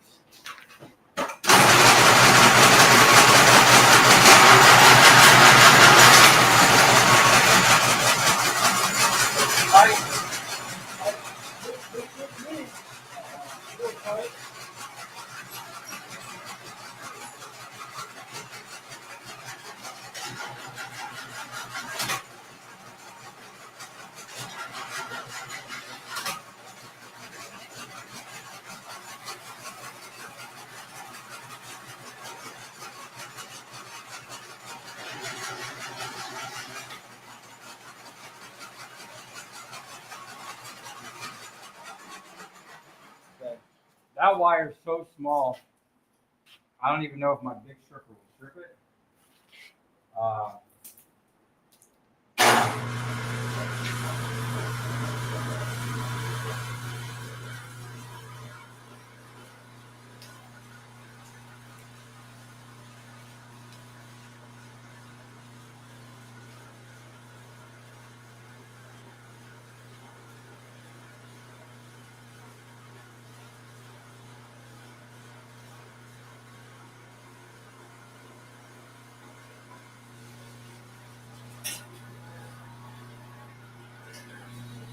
Might just upgrade this to a #1 insulated. I could probably sneak it in there. This stripper don't even want to strip either.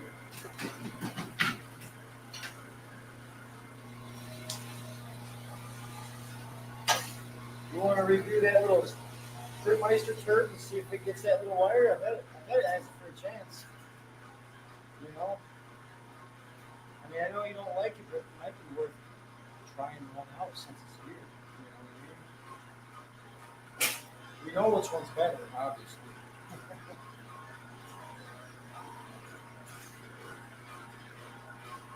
It's like micro stripping. Merchant's starting to think that wire might be better off sold as is. What do you guys think? What's that weight going to be? I'm over here still struggling with perk wire, as you guys can see over here.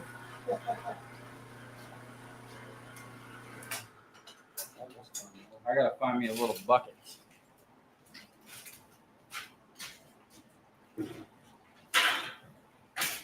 Yeah, that stuff's like real horseshit wire too, man. Yeah.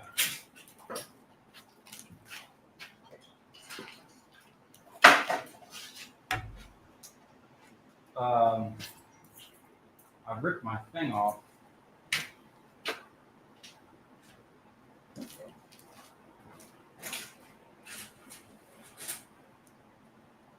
I don't even think this wire is going to show up. Let's weigh the plastic first, okay? Then we can do the math from there. Then. Yeah, that didn't even make a difference. It still says 0, guys. I think this might say half a pound. Half. Oh, yeah, 0.66. 0.66. Doesn't sound very good. So we'll say it's weigh the plastic.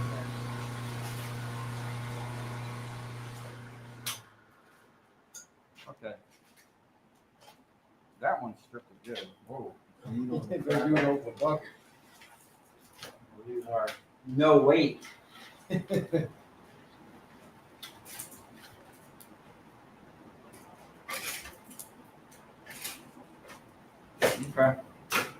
What we get?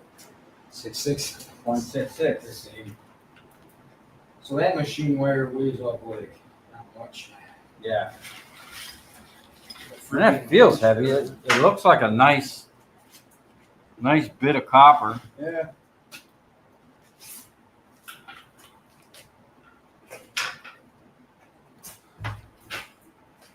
You almost feel like we get paid more for that insulation on there. That looks good. I'd sell that for the 388.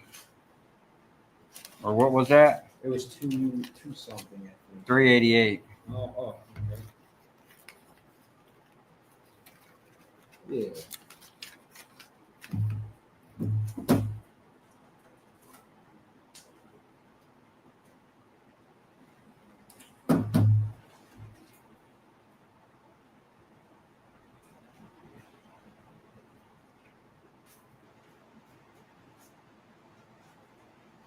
Well, it did gain. Did it? It went from 219 to 256. So about a gumball. Nice. Yeah, so a gumball from the 90s. I mean, we gained like 37 cents. Yeah. I don't know. I don't know if that's worth it. But if all the copper was knocked off, melting in the ingots would be better to hide it. What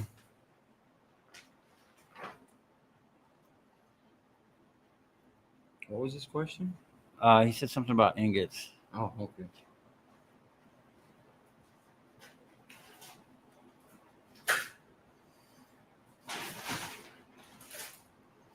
So what do you guys think? Would you strip that? Like, that was 2 pounds, basically. So out of 2 pounds, you're going to gain, what'd I say, 37 cents? For every 2 pounds. So for every pound, you're going to gain 37 divided by 2 is 18.5 cents times, I weighed that box, was like 400, maybe there's 300. Let's just say there's 300 pounds in there.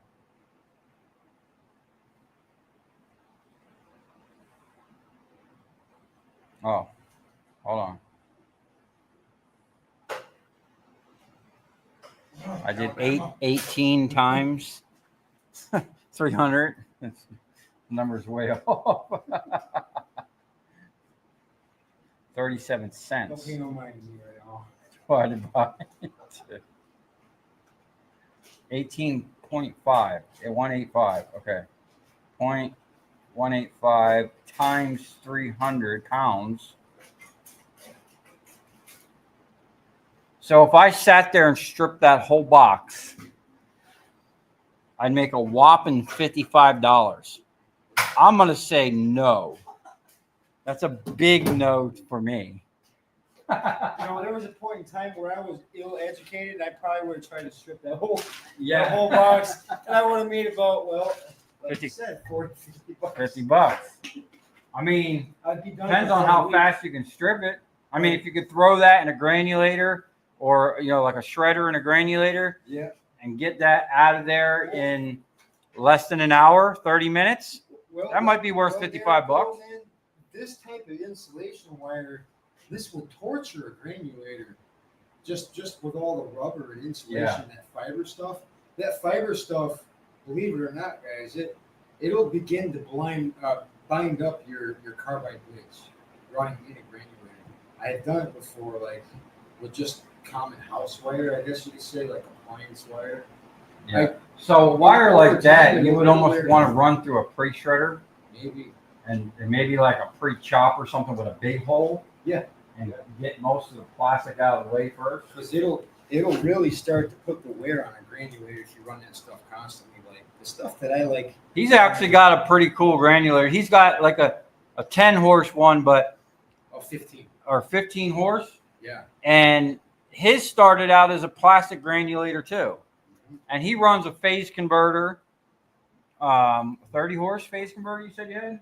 It's either 25 or 30, but it's a special version to have a harder startup for a granulator that size. I forget what they call it, XP or something at the end.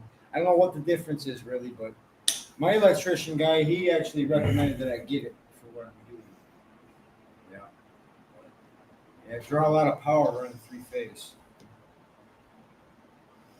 Sell it as is. Indeed. That's what I'm thinking. Yes, sir. So we need to figure out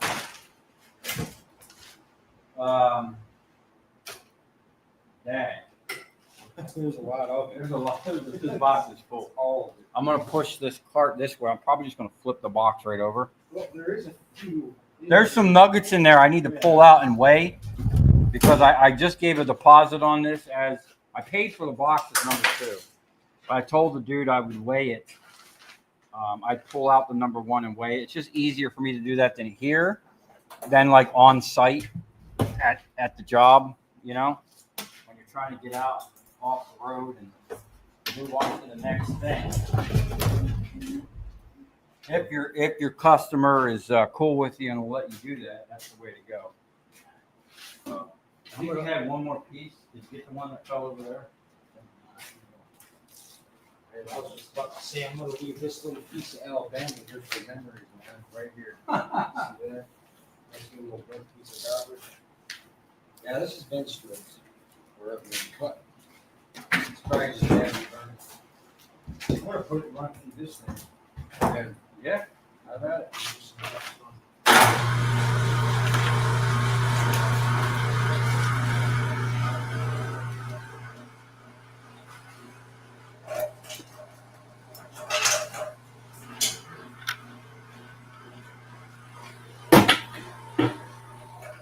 I like this one more for some reason. I don't know why. He likes the strip tech. Yeah. Everybody's got their preference. Hey, sometimes I'm slow, but I'm reliable, okay? You know?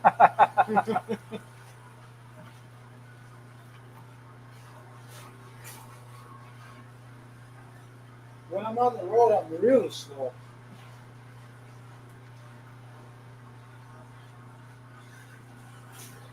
Oh, Naples Frank thought you were going to trim your beard on the live stream. Oh, me? Or him? Me or you? You. Oh. Should I? I would save some of that to use to power machines. Possibly. Some nice lengths in there. Yeah. Now they got a bunch more of this coming, so I'm going to scrap all this out.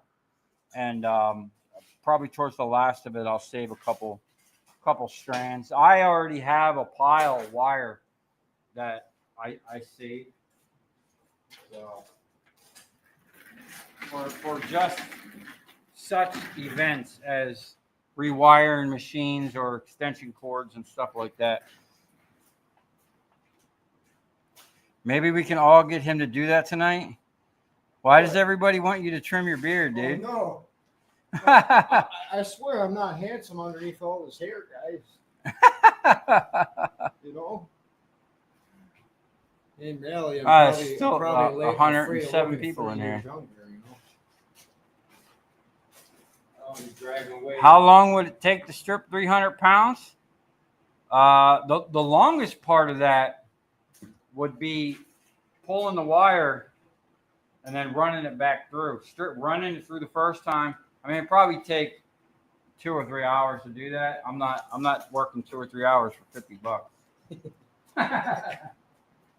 Hey, I'm guilty of being here and doing that, guys. So. Fine wire here. I got the center of the crap off. Oh wow! So I'm gonna take a drill with that. I don't think you can take a drill with once you did that. That's deadly. I'll just run through that a couple more times. Yeah, you know what? Just keep tightening it up, man. Eventually it'll get, yeah. I like that. It'll just shred it eventually. You'll have a bunch of needles back here. Yes. More of that. I call that the needler.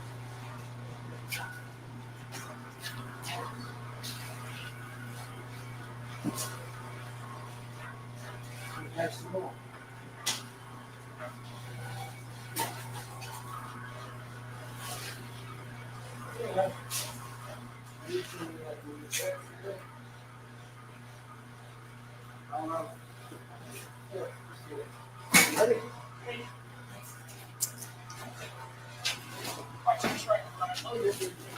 Oh, maybe.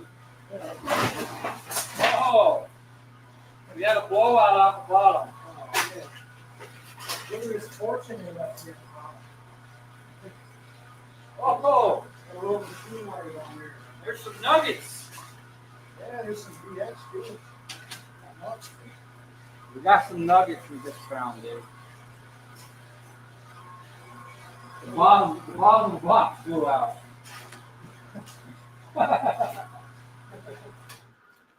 That stuff's gonna strip way better than that Alabama wire. I tell you that much, man.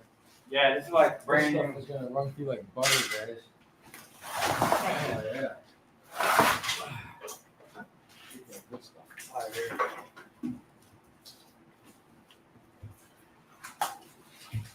good stuff on the bottom.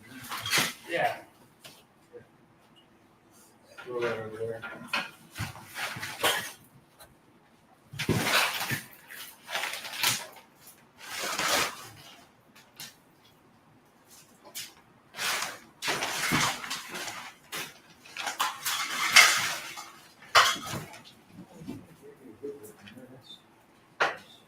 Yeah.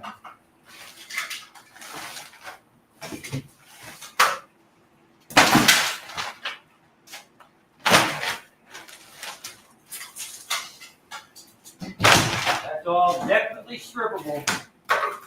And this gonna strip real nice. I'm unsure what we have going on here though, everybody. We have to cut that. Oh, splice. Send it through the shredder. We'll cut that out. Oh yeah. Yeah. Okay. I wish this box, actually I think if I push this box back over.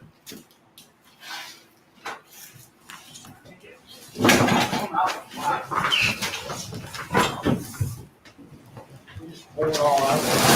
Yeah. Oh,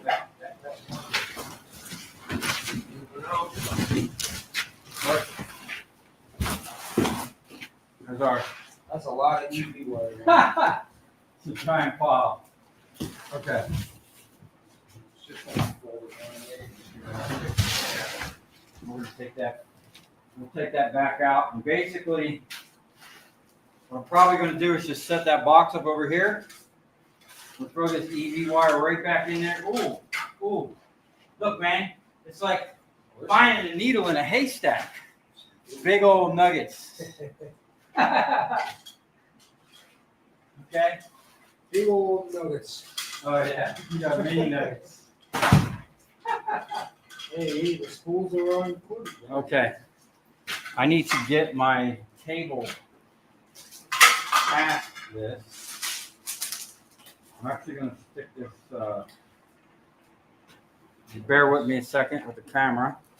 I'm going to stick this up on the table. We're going to scoot this box by the table. Y'all ever ran the BX cable with the aluminum ground in it? Yeah. Man, what a joke those are. I remember you at one point talking about finding a way to strip that stuff.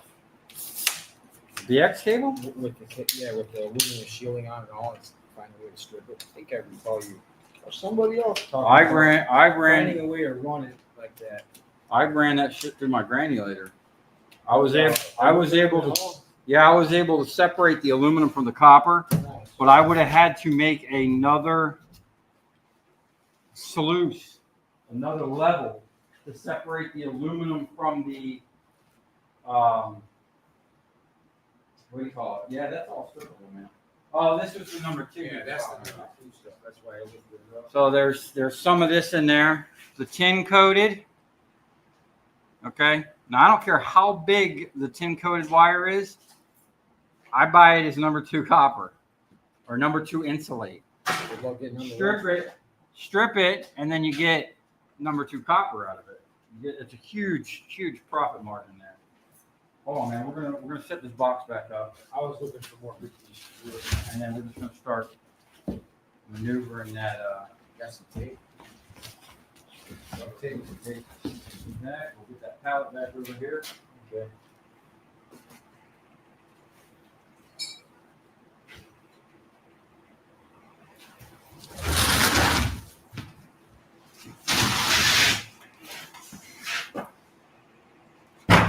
Go that way, Mark.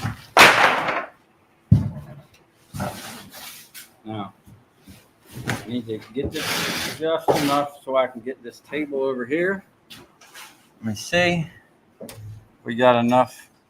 I'm hardwired in, so I can stream in high definition. And my wire doesn't go very far. I still need to get like the 100-foot cord so I can get all, I think I can get that out of here now. Once I fill this box up. Okay. So these are probably almost 20 feet, man. Dude, it wouldn't be a big deal for somebody that actually needed that wire, but yeah. Who needs it? Yeah, who wants to buy it for $1 a foot? Now they're literally taking out the whole station, but from what the guy's telling me, they can't get parts for this particular station. So, gotta go.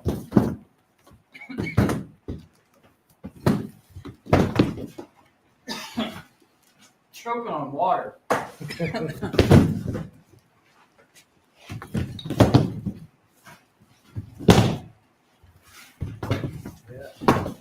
Everybody, this is my last gallon of water from Alabama.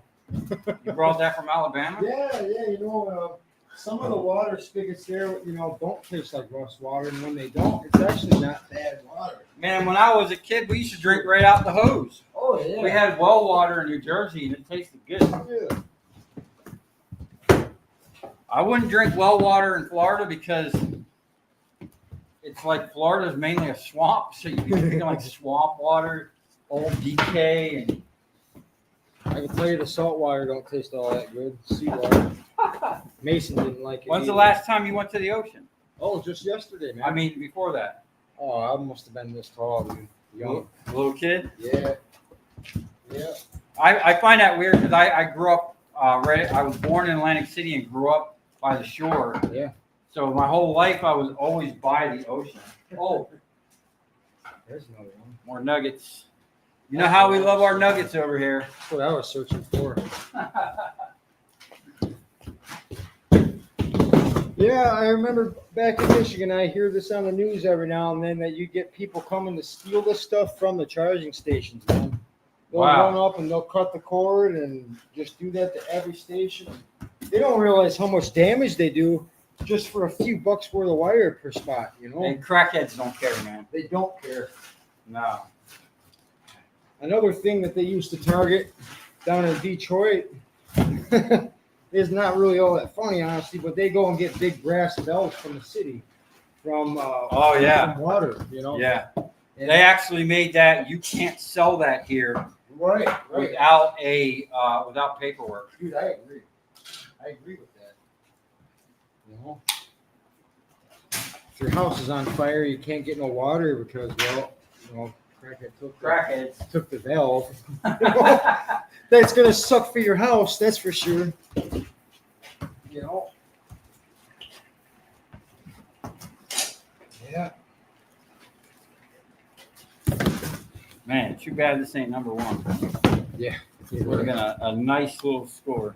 Oh, yeah. But sometimes you gotta take the BS to get to the good stuff. Not that this is BS. I mean, my biggest brass score was a CNC brass chiller. Weighed 220 pounds. I think this one did. wow. Had to get all the oil out. Good deal. Those things are nice. Had a buddy actually scrapped the old freighter propeller, and it was all antique brass.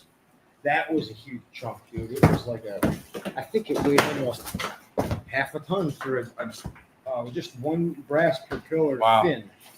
You know, because it was the only big thing I ever scrapped off a boat. When I moved into my third shop, I shared my first shop. I shared with someone. My second shop, I was by myself in 1,000 square foot. Then I worked from home at Loxahatchee, but then my third shop, which was cool because the entire shop was AC. And then I had an office that straddled the back portion and had its own central air. So my shop was the shit. But when I moved in, the guy next door, and I felt really bad for the guy, he had fully restored a sailboat in the shop, got all the way done, and realized it was too big to fit through the door. Ooh. So he got so mad, he cut the whole sailboat up with a sawzall and took it out piece by piece into the dumpster. I would have took the building apart. You could have cut the wall on the side and opened it up, but the landlord wouldn't let him. He was so distraught. He literally cut it up, but laying on the floor, and this is what I seen. I was like, man, what is that? It was a 1,500-pound piece of lead keel, massive. And he goes, he asked what I was doing in there. I'm like, yeah, I recycle. And he goes, oh, maybe you can help me. And he showed me the keel and a bunch of other brass. It was actually held up into the boat by these giant brass rods, giant bolts. Sorry, man, I'm here talking away. Oh, no, you're good. Go ahead. I'm just making scrap sounds over here while we're working. And Here we go. he told me, he goes, hey, if you can move it, hey, nice little nugget there. He goes, if you can move this out, we'll split it. So I think whatever I got out of it, I split with him, but it literally was enough money to pay like my first month's rent just off that one move. It took me like, I paid the neighbor $10 to come over with a forklift, which wasn't even heavy enough to pick this thing up. No, wait, I'm sorry. It wasn't 1,500 pounds. It was 5,000 pounds because the dude's forklift, which was supposedly rated for 5,000, was teetering, and I had to take my skill saw and cut nuggets off the end. And each nugget, dude, I swear, each nugget, which was a block about this big, weighed over 300 pounds by itself. Nice. That's right, it was 5,000 pounds, and it was enough to pay my rent was like $1,700. It was over 5,000, and with the brass and everything, when it was all said and done, I got 50 cents a pound for the lead. I made out like a bandit, man. Need some more scores like that.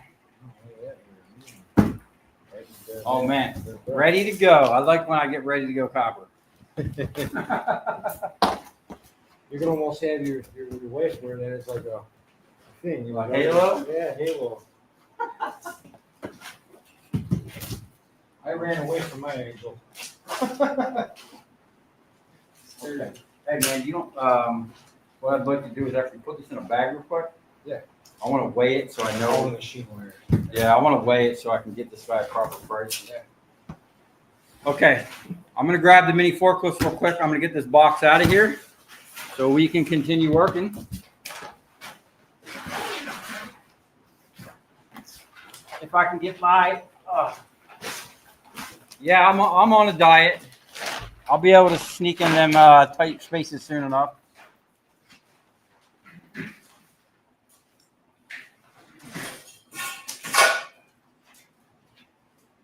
All right. Comments. Who's talking here? Hello. Living off scraps, $54. Ed Weber, sell it as is. I think I'm actually need to scroll down. I think we're like way behind here. How do you scroll down? I'm new at this, okay? Hang on.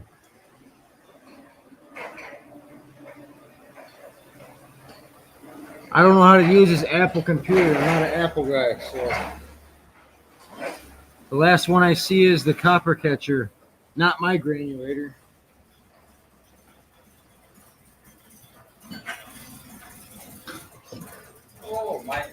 Oh, yeah. Hang on, our HD connection, buddy. Oh, no. They have to be able to see our ugly mugs, man. Yeah. I'll hold this one up.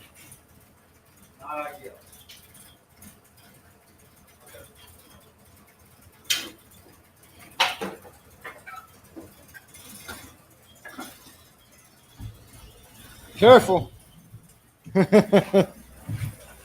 Yeah, he's good. I'm just gonna bag up this copper, okay? Let's roll this back a little bit. Yeah. I'm gonna put that copper in this bag. This dumpster bag.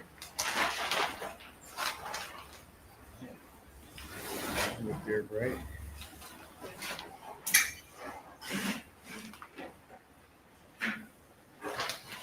You know, the weather here in Florida has been acceptable so far. It's nice.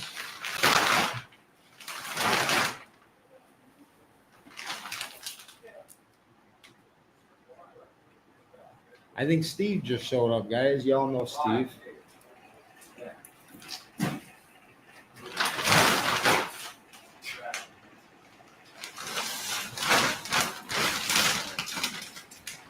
What's going on, Steve? All right, we got to look at this real quick because if there's any number 2, we need to kind of pull it out. I don't think there was a lot. I didn't see that much. There may be a couple little people. Oh, that's number 2 there. We're talking about this shit. Yeah. The silver coatings. Huh? Yeah. We're going to strip most of this here. I think there's only a couple of pieces, so it really don't matter. Oh, I'm double checking though. You know, oh yeah, there's some right here. See? The tin coated.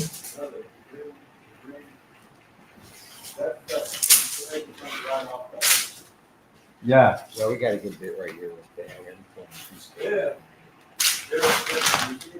I don't want to do.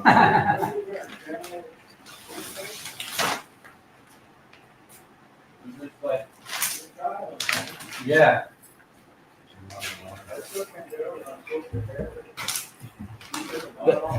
YouTube keeps trying to get me to shave my beard on the camera, so for how much, guys? That's what Steve said. How much you guys gonna pay me to shave my beard? Oh my god, I shouldn't have said that. You got how many? 114 people watching. You better not start getting money to shave my beard. What's up, Steve? Naked? No, I don't know about that. I gotta have some stubble. Yeah, I do need gas money. Steve is right over there. Yeah, I'm pulling a lot more tin cord out of here. I don't want to be that guy. What's wrong with the tin cord? You're writing poems now? Yeah. Oh my gosh. Can you come over here and bust a couple lines for us? And heck yeah, man. Hey man, don't say nothing crazy. We're live, all right? I don't need to get demonetized. What kind of poetry are we talking?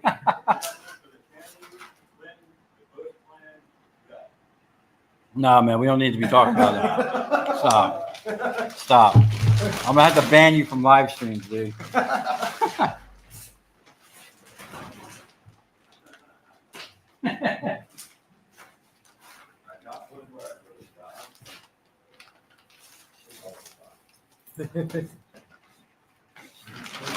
Were you able to get that car cut up last night? I read your text. Oh. You know, I'll make a little video. I'll come over there with my truck crane. I'll peel the roof right off that thing. That should make some good footage. Huh? Did it start yet? Yeah, we stripped a bunch of his wire he brought from, or is it Alabama? A bunch of nasty Alabama wire, yeah. Oh, Burnt God. up, and I'm over here with that flay knife. Having a good time, man. Look at this porcupine stuff we got going on here. This stuff's so And melted, that stuff is dangerous. right? Oh, it's melted, yeah. And it's been melted too. This wire has probably been in the ground and ran for over 20, 30, 40 years. Oh, yeah. It's that old horse farm. This is the wire they have running through each stable to have power for each, you know. But I'm gonna call that pretty much. The insulation isn't what it is now. That's like rubber. I gotta get this cable cleaned up. Oh, we had some stuff. Remember that burnt stuff we got off Dixie Highway? All that. We had tons. Yeah. I thought my arms were hurting so bad. Steve had rubber arms after that pile. We fought that. Yeah. He helped me.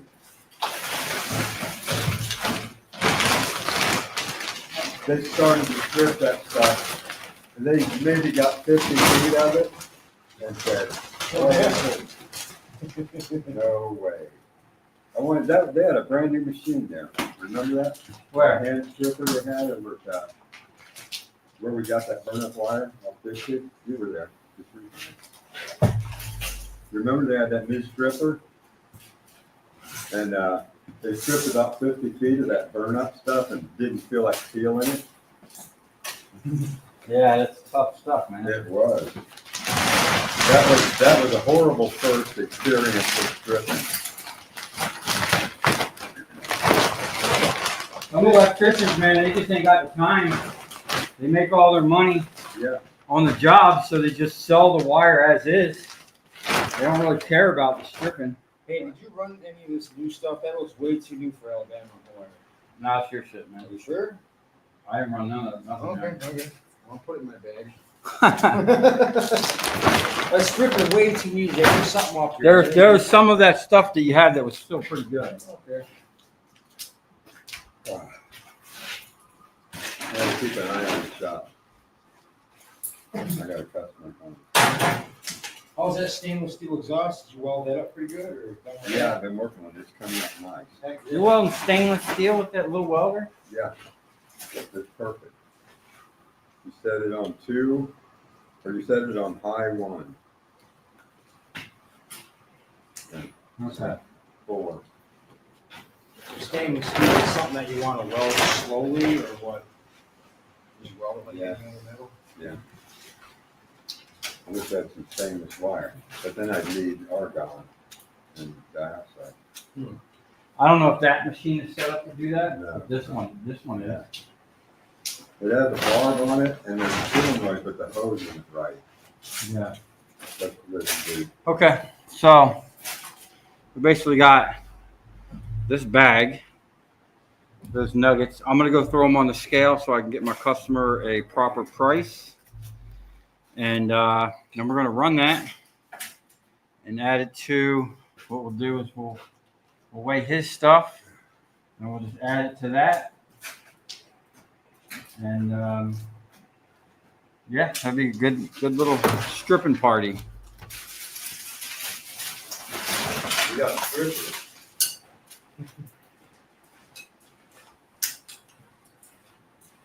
Yeah, I was just telling YouTube about how I stripped that 500 MCM with my concrete buggy. What is it? Oh, yeah. Yeah, that was pretty fun. Yeah. I basically, someone mutilated a StripMeister to be able to strip that real thick stuff. It was never meant for it. I put it in a vise, put the stripper in a vise, parked my truck out over top of it, hooked the buggy up to that 500, and I was pulling 40-foot stretchers through it. Once you get I going. set my buggy in reverse and stuck it in reverse, so I just drove away. Yeah. You know? Once you get it stripping, it should strip. Yeah. Oh yeah. You should be able to take off with it and just cut it easy. Yeah, I had to take that StripMeister apart, take parts off of it so that wire would pass through. And to my surprise, it didn't break, man. I had a 1,000-pound machine tugging on it. You know, I thought the little wheel cutter on the inside of that would snap or break. A lot of pull, you know. Then I moved into a place over in Tampa. This was back in the 80s. Early 80s, 79, 80s. And beside this, I was staying in a mother-in-law suite behind the main house. And up against the garage, you know, the metal building, they had a tarp. And it said, I was there for a couple of years. And I didn't even look under that tarp. But one day I did. And it was copper. They were about 12-foot lengths of big stuff, 300. There had to be 6,000 pounds or more there. Really? Oh, slow. I was young. I had a piece of carpet, and I took a knife and sharpened it, you know, a big old kitchen knife, shoved it through that carpet, and I was feeding that stuff through there and handling the knife, you know, I was taking, and I cut my finger. And I mean, this is a rusty knife. I cut my finger, not real bad, almost immediately. I felt, hey man, tetanus is no joke. almost immediately, within a minute of doing that, I felt something come over me. Oh. That shit was in my blood. And it just, the energy just drained out of me. It was like, oh no. That had felt bad. He came home from work and had to go get a tetanus shot. Oh, Yeah. I could see how that would kill somebody. right. You're not going to recover from it. It just gets worse. Ooh. Okay. Got 105 pounds on that insulation. I got to get back to the shop. I'll be back.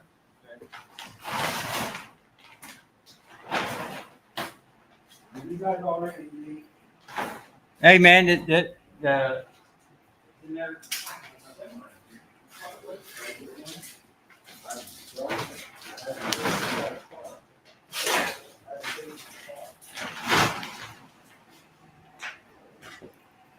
Yeah, guys, I'm not working at full speed today, man. I'm just enjoying the time here and hanging out with my friends, you know.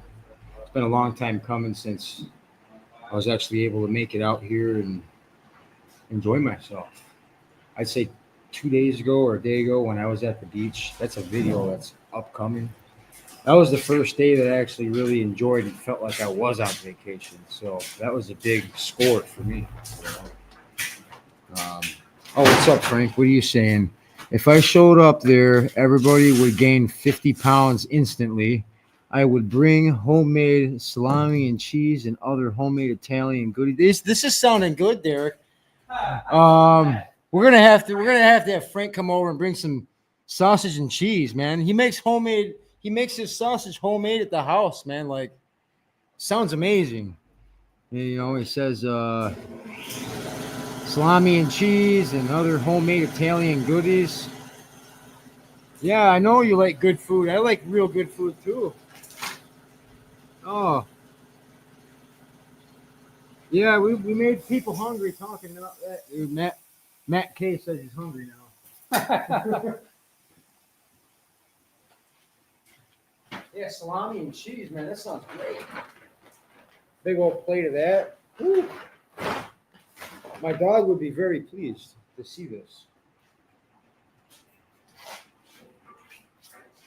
I'm pleased to see 100 viewers right now. 109 viewers. Thank you, everybody. You know, if y'all haven't subscribed to Merchant Metals, please do. You know, I'm just standing here looking at you. So. Yeah. I'll only say please once, okay? now I like to start big and work my way down small, because then I get tired of stripping. At least I got all the big stuff out of the way.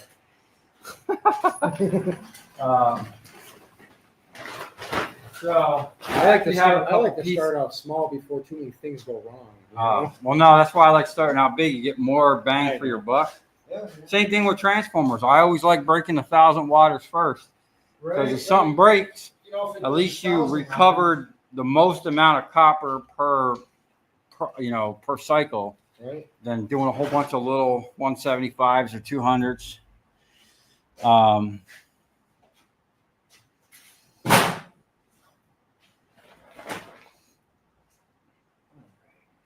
Wow, we still got 112 people in here, man. Yeah, I know. It keeps going up and down. You guys are awesome, man. Thanks for joining the stream. We're going to strip a little bit more wire here in a second. Yeah, you guys just keep, giving him the tips, and he'll give me some for rotisserie chickens on the way home. Let's see. I can give them cheap when they have it in the fridge section. That's a good angle. Here's a fillet knife, man. It's all ready to go fishing. Yeah. This thing is sweet, man. John Daly gave that to me. Sent it to me. Did I see these little birds at a Walmart parking lot pond? They look like miniature flamingos, but brown and gray. What bird is that? What is that? Miniature real flamingos? Long beaks, long legs. Not as long as a real like flamingo. Are they a crane? Could they be a crane? Their beaks are like 6 to 8 inches long, and they slope down. Oh. They walk around in the water, and they just kind of get whatever, I guess. Probably. I watch them hunt lizards all the time, man. They're pretty they're stealthy, man. They creep up on them, Yeah. and then they just slam them with that beak, man. It's It reminds me of a crane. yeah. You know? They're not a crane. I don't think they are. Okay.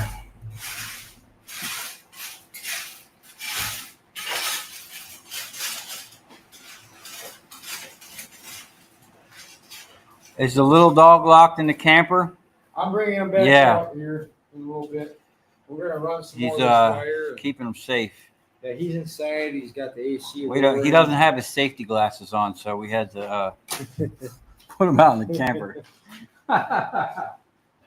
Okay, man, you're pretty much set here. I'm gonna get these drummer and You guys literally got a whole barrel full of that shit. with this. Yeah. Nice. You have to look it back here. Oh, you just All that, I on the floor. I sweep it up, I throw it in the drum, and one day when I get a granulator up again, I'm gonna throw it all in the granulator. Hell, if things truly do go south when I head back up north, I would shit mine down here. I can't put that on the trailer, you know. How would I even run a three-phase system on that? You need a big generator. I have to get one out of your apartment. You're gonna need a bigger truck, dude. Woo! Yeah, a little bit. You can offer mobile granulating services, dude. Just go from like that'd be crazy. scrap. There's actually, I've seen a company that it's literally a semi trailer. It looks like a Connex box, Really? but everything's all enclosed, and you basically just feed it in the top on one end, and all the shit comes out on the other end. Oh man. It's pretty slick. So that's great.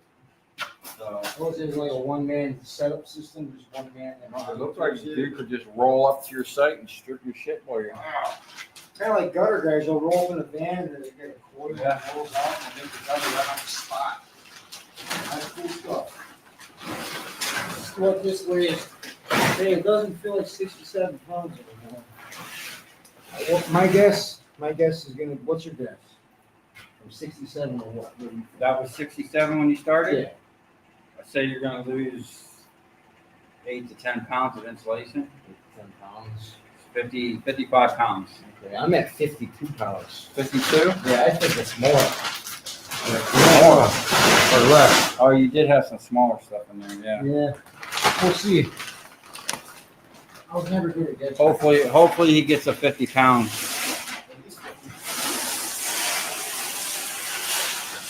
He's going to my front scale all the way at the front of the building there.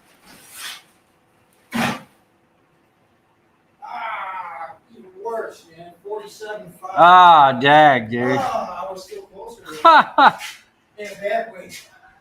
So 47. what would that be? More like 13, 14%? Yeah. Yeah. Okay. Well, always could be worse. Well, what I say we had on this, I took a video, 105 pounds or something. Mm-hmm. Okay. See what we got So here. you're gonna run it, and I'm gonna strip it. This time. You're gonna strip it now? Yeah. All right. I have my phone.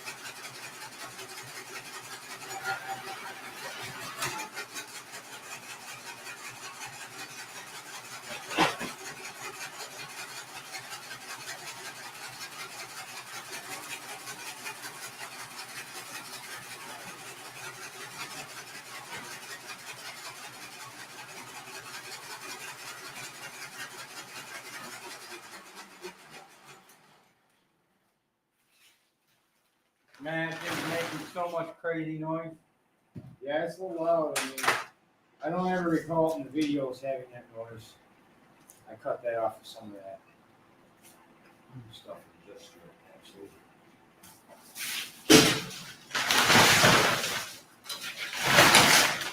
Yeah, the videos don't usually show that much audio. Right. I'm pretty sure these guys aren't hearing that because that thing, it blows out the microphone.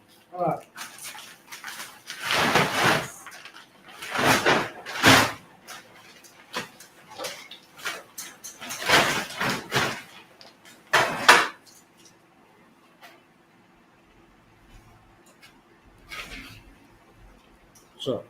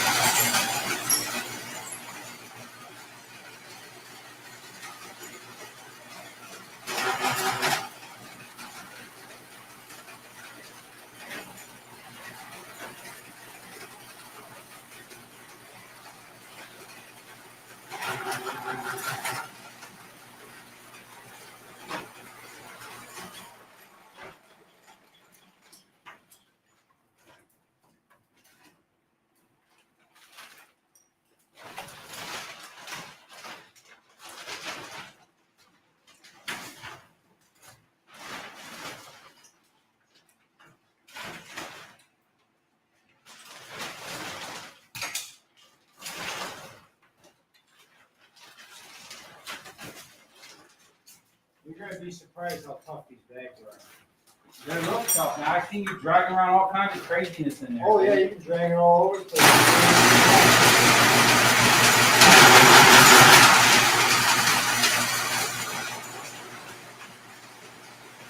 That's nice.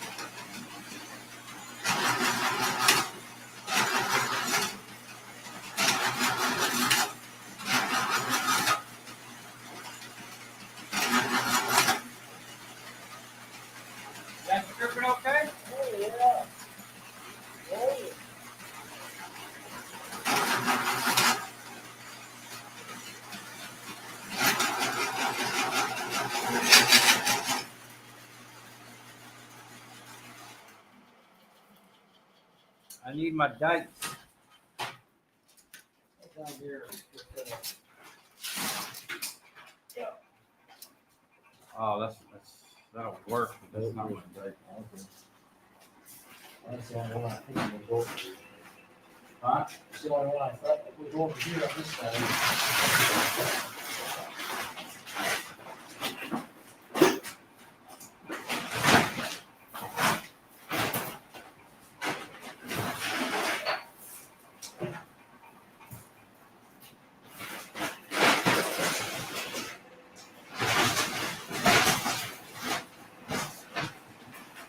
You know, I have two pairs exactly the same, and I can never find them.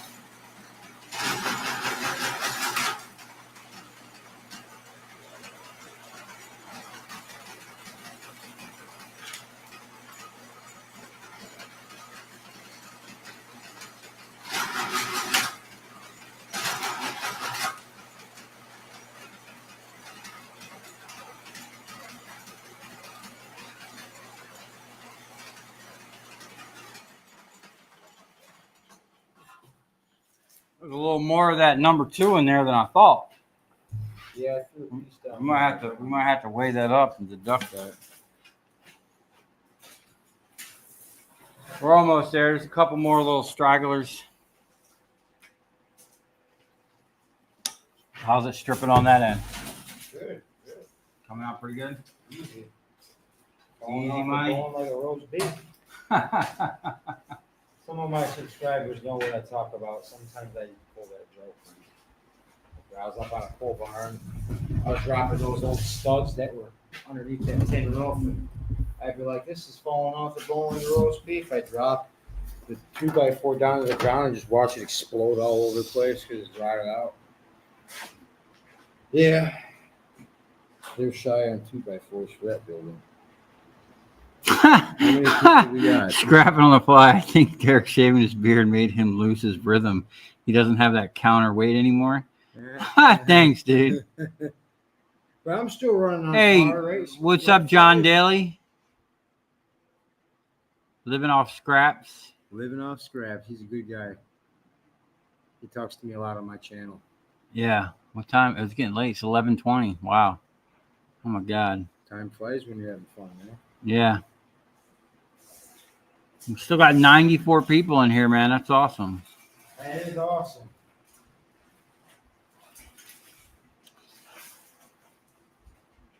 I'm curious to see how many people responded to the post I put up.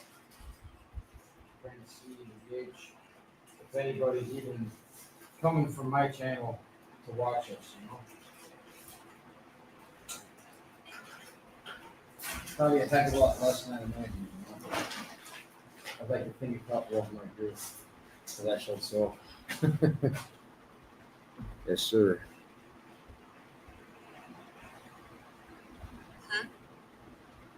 Oh, sorry. You said yes, sir. So we thought you were talking to her. Oh no. I'm not She's- talking to that. She's a nosy woman. That's Yeah. Siri. Yeah.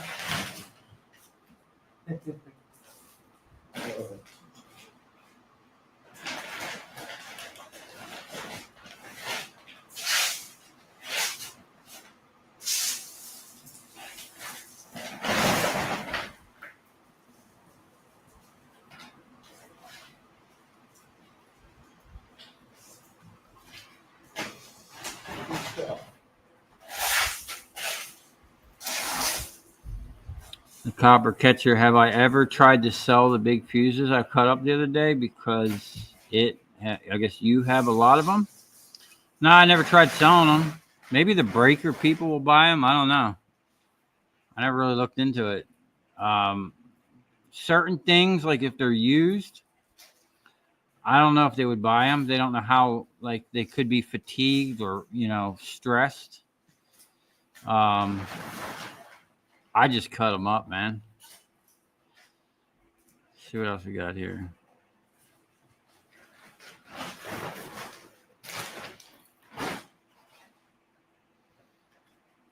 King Butters as a relatively new scrapper. When you do your parking lot jobs and you buy the lights from subcontractors, what are you normally paying for them for the whole lot? Anything that I buy, like I was telling Merchant Metals today, I buy by the pound. I buy literally like what the scrapyard would pay for them, which would be an iron aluminum price. They're going to pay a dirty aluminum. They got glass, they got metal. It's all mixed stuff. My price, I pay 15 cents a pound. I probably should be paying less than that right now because, I used to pay that banking on the fact that I would get a bunch of copper transformers. Now, you're lucky if you get a couple double coppers. You're going to get a lot of copper aluminums, and you might even get a whole slew of double aluminums. Merchant just picked up a whole bunch of high bays, and what'd you say? Every single one of them was one copper, one aluminum? Oh, yeah. Yeah, so it's tough nowadays because it ain't like years ago where, you could pay a decent amount for them and bank that there'd be a lot of copper in there. Now, you might buy a whole bunch of them and it'd be crap. Not only that, there's a bunch of crap lights out there. When you buy the lights and they're sheet metal, to me, they're a lower quality light. The ones that are made out of cast aluminum are a little higher quality. So you're going to get the weight in the cast. You buy it at 15 cents. I get 60 cents a pound for it. Yeah. And most of the weight is the cast aluminum. If you buy it in the sheet aluminum, the sheet is light, man. So you're going to have a big steel bracket in there to reinforce the sheet aluminum. That sucks because a lot of times they're riveted. You really got to look at the light and determine maybe if you can get a hold of one and take it apart, see what it's actually worth. That's your best bet.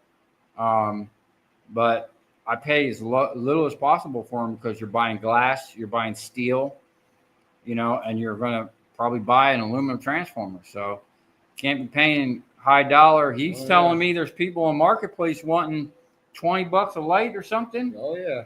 That's ridiculous. What do you mean you deal with me on the road? I'm going to pay you way too much, dude. Yeah, no. You're going to get the best deal. Yeah, you'll get the best deal with this guy. Oh, me, man. I'm a shrewd, I might even work for you for free. as Ed Bullion would say, I'm a shrewd negotiator. I ain't paying shit for that stuff because I know what it's worth. And I'll tell the people straight up, I'm not buying it like that. I'll explain why. I'm not in business to lose money. Right. So when I buy stuff, I know for sure I'm going to make some money on it, So on average, if you buy it at 15 cents a pound, you're going to be okay, which comes out to, depending on what you're buying, 25-pound high bay light, you might pay $3.50, $4 for it. If you're paying more than $4 for it, man, you're pushing it, whether you're going to make money or not. Because you got to realize you got to take that shit apart. Yeah, take the risk. Break down the transformer, and if there's no copper in it, you just bought a bunch of aluminum. To work for free and break even. Yeah. And I've done that a time or two. So, yeah. Learning from my mistakes. It's all about having the tools to deal with any situation. Yeah. Doesn't matter. Yeah, but if you, like even with me, if I buy like a bunch of electric motors and I go to split them with my stator wrecker and pull the copper out and they're aluminum motors, don't matter that I got a nice piece of equipment. Right. You're losing money, Mm-hmm. And that's why I'm like iffy on electric motors, some of them, because you really can't, like, say if you bought a whole Gaylord of electric motors or a big pile of them, the guy's not going to sit there and want you to check each one. You got to kind of buy them on faith that there could be some copper in them. And electric motors, I don't really like electric motors because most of the cores are aluminum and you only have that shell on the outside. Mm-hmm. I like generator stators because generator stators, the outside, the stator's copper and the rotor's copper. I've never come across an aluminum one, and they yield pretty good. Usually the rotors yield as much or if not better than the actual stator, and they're not, most of them ain't that hard to take apart. So yeah, you need some more coffee? I guess so. I'm actually getting really hungry.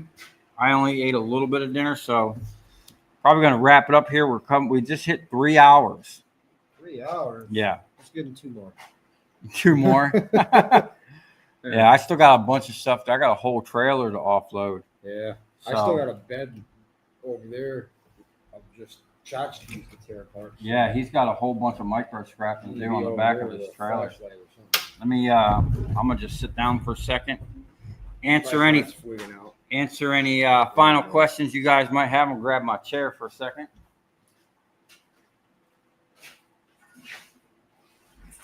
I came from a mechanic family. Cars and motorbikes, the right tools make your money back in the end. Yeah, I agree with you there, sir. What is his name? Mickey Mouse. Mickey Mouse? Yes, sir. Cars and motorbikes, the right tools make your money back. Yeah. What cars and stuff like that. As long as the people pay you. That's the one thing I don't like. One, it's in my lease because they don't rent to any new automotive people around here. They only rent to other businesses. Thank you, Joe, for the nice comment. I'm under welding, fabricating, and recycling. So I can't even work on cars here. But even if I could work on cars, I don't want to because I listen to my neighbors and the crap they got to deal with customers trying not to pay, or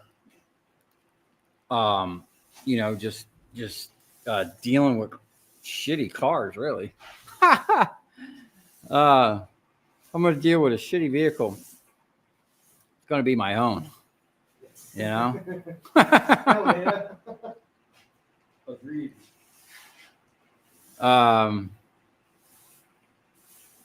So I do have a little bit more copper I'm going to strip, but it's pretty much coming to the end. And I think I have some more wire around here somewhere. I don't know. I want to find. Yeah, I do actually have some in the trailer we got to pull out. So there'll be more wire strip. I'll film that because I already started filming a video. And then I took Dusty with me today, picking some stuff up. He was filming with his head cam, and then I'll have him. He's got his head cam here. I don't know why he didn't put it on now. Get some good footage of him stripping. I'm gonna get him some footage of him running the machine so he can put it on his channel. Scrapping is 100% better than what working on cars? Yeah, I think so. Because normally, so when I buy scrap, I've been doing this long enough. I weigh everything. I don't buy blind. And man, that fan is really loud. Normally, I know what I spend, how much I'm going to make. Depends on the types of things I'm buying, And, with scrap, how efficient you are in processing it, or even just buying it and selling it, you can figure out how much you're going to make. Hey, look, it's Mason. I fed him meatballs. He's starting to smell again. Oh, God. This guy had the taco farts all day, man. Oh, boy. Poor guy.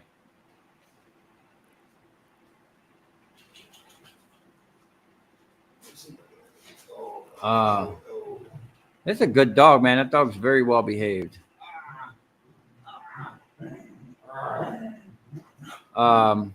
What is the most impressive thing you see at Project Shop? Did Merchant Metal comment on? What was the question? What's the most impressive thing you see over here? Oh, are they asking me? Yeah, I guess so. Okay. Well, I really like the wire stripper setup, but I like the press station. Yeah. That's the main reason why I'm here, man. Yeah. Taught me how to do that. So yeah, maybe if it wasn't for those videos, I would have had the ability to come down here because I scrapped my way here from state to state. I started in Michigan with $900 in my pocket and 12 degrees. Yeah, I made it.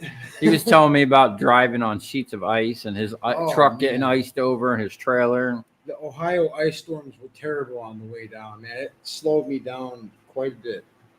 There'd be times where I'd stay at Walmart for 2 nights because I wasn't getting on the road with my truck. What?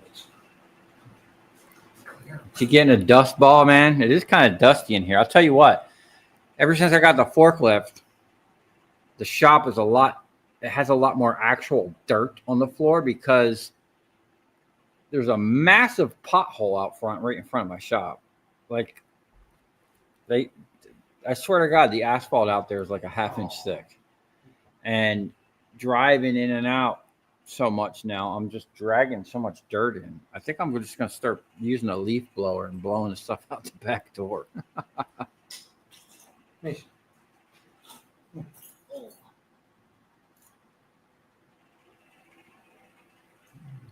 You like on Dusty's channel, he takes you on dog walks? That's why I put chapters in my videos, everybody, because not everybody wants to exactly see scrap content on days. Maybe they want to see Mason and me go for a walk or this or that. Yeah. I was kind of explaining that to you a little bit about the chapter thing. Yeah. I think some people really like it. Project on the Fly, he likes it. He'll send me a comment with the chapter time, good stuff. We got only big boys to scrap coming up. PSF. We got only big boys. Only big boys. What are you talking about? Stators. Oh, I got some big stators out front. I got a massive generator sitting out there. Um,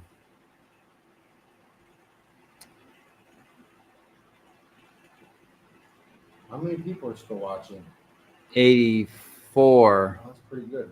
Yeah, we're gonna wrap it up here in a second. I just want to answer if anyone's got a question for me or Dusty, or want to say something to the dog. Now's your time. Are you starting soliciting new customers? Not yet. I just seen a comment on here. Oh, with my hair and beard trim, I look much taller. Well, compared to me, I mean, yeah, he looks tall. Yeah, well, I'm 6 foot. So how tall are you, dude? Yeah, I have no idea. You've probably shrunken over the years, Probably. picking up all the scrap. Yeah. Pouring all that concrete. Dusty, how does it feel living the dream? Living the dream.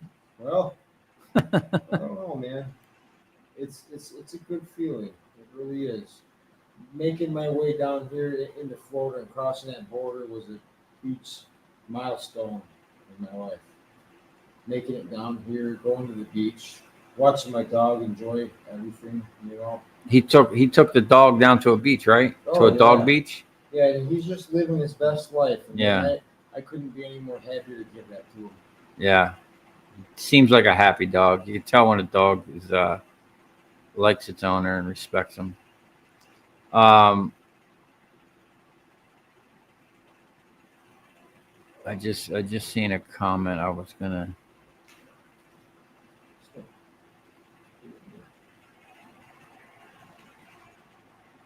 Oh, how would you suggest someone start out finding places to buy scrap? I started out cold calling people offering to buy transformers. That's not really a thing anymore because nobody's really doing. Back then in South Florida, lighting maintenance was huge. This is the lightning capital of the whole country, and parking lots would get blown out. We got a lot of storms here during the rainy season, and there was a lot of companies running bucket trucks, so they were throwing the stuff away. It was like shooting fish in a barrel to me because I was offering money for something people were throwing away for like 30 years. Just scrapping in general. You're gonna like, for me, I go after copper. So my main thing is like electricians, and I'm gonna start dabbling into AC contractors. You got to have a good price, man, because if your customer is savvy, and most of them are, they're not idiots. They're in business, you know, they're running a business. They're gonna know what the stuff is worth. And if you come to them and lowball them, you know, you're just gonna, you know, put a sour taste in their mouth. You got to come with a correct price and offer them something that's going to make them not want to just take it to the scrapyard themselves, you know? So you either got to call a scrapyard and tell them, hey, I'm going to be buying a lot of stuff. Can you give me a price? I mean, they're not really going to give you a good price unless you're bringing in some weight, you know? It doesn't hurt to just start calling people. See electrical contractors, plumbers, or AC guys out in the field or out. I used to talk to people at gas stations. I had cards made. I'd have a shirt with my name on it with a little recycling symbol. Nice collared shirt. I looked professional. Didn't even have a business. I just made up a name. I just went out there and was handing people cards with my number. Every bucket truck I seen, every electrician I seen, I was handing out cards, talking to them. I'd show them, you know, later on, once I got a granulator, I used to roll around with a big mason jar full of chops, right? Clean, bright and shiny chops. And I'd put it in their hand. I'd be like, dude, check this out. This is what I do. I chop this stuff up. You know, I got a water sluice. I didn't even have a YouTube channel at the time. You know, now, I mean, I don't think I've even done sales calls in the last 10 years. Certainly not since I had a YouTube channel. I need to start because I've lost a lot of customers, like especially since COVID. And the past couple years, I've had like 2 customers retire. One just pulled out of the state, that was hard because that was a big customer. I used to do a lot of big parking lot jobs with them. But like this guy, go on Marketplace. There's people trying to sell lights. I see free scrap on there all the time. You just gotta, with Marketplace, you gotta be watching it like constantly. Yep. Because someone's going to put an ad for free scrap. They're going to get a slew of calls or texts, and they're just going to let the first person come, So, and if you're going to be dealing with like my style of customers, electrical contractors, you're going to have to pay them. And a lot of them want to know, like they'll sit there and watch you weigh it. I have a good relationship, as Dusty seen, with my customers today. He came to 3 different customers. They weren't even like looking at what we were doing. We were weighing stuff up and throwing it in my trailer, and you got to have a good rapport with them. You got to have good trust in you. Yeah, but you got to offer them something. It's going to be hard because I've said this over and over and over again. A lot of these, especially electrical contractors, they've been in business for years. They have an established guy they've probably been selling to. So for you to pull them away from that, it's going to be an uphill battle. I mean, when I was doing sales calls, I'd have people get mad. Like I'd call, and I had a way of getting by the secretary. That's the hardest thing to do if you're cold calling an electrical contractor or any type of contractor. You're going to get a secretary on the phone. So to get past her to a service manager or the owner, okay, I had a way of talking to them where I had them thinking I was looking for work. The way I worded, now I didn't necessarily say I was looking for work, but the way I worded it, it sounded to the secretary that I was looking for service. And I was asking a complicated question that the secretary most likely wouldn't know the answer to. And they went, oh, this is what I got all the time. Oh, let me get you to the service manager. Let me get you to, Bob, the owner, or whoever. They'd immediately put me online with someone that knew the technical jargon that I was asking. And then I'd get them, and then I had a spiel I would kind of get into. And because what I was looking for at the time, it was a little easier for me. But I've said this also. If you call an electrician, especially electricians, they're finicky about their copper. It's one thing about electricians, man. They're funny about their copper. They know what it's worth. If you call them up and tell them you're a recycler, you're most likely going to get hung up on, or there's, yeah, give me your name and number. We'll get back to you. You'll never hear from them. They get 10 calls, 20 calls a week from people looking to buy their copper. Unless you're bringing a crazy price, offering something to them that they're not getting at the scrapyard, it's going to be an uphill battle, Now, if you can offer them something as simple as free pickup and match local price, you might have a thing, but it depends on if they strip it. If they're stripping the wire and they want you to match a local price, that's going to be tough to compete with unless you talk to the scrapyard and you've negotiated a higher price than they're going to pay the general public. So it's tough, man. Now I'm very fortunate that I get to sell to an exporter. So down here in Florida, like every market's crazy. Every location, you're going to get different prices. But like in this location, my prices that I get are typically 30 cents more a pound than what the locals are paying, 20 to 30 cents more a pound.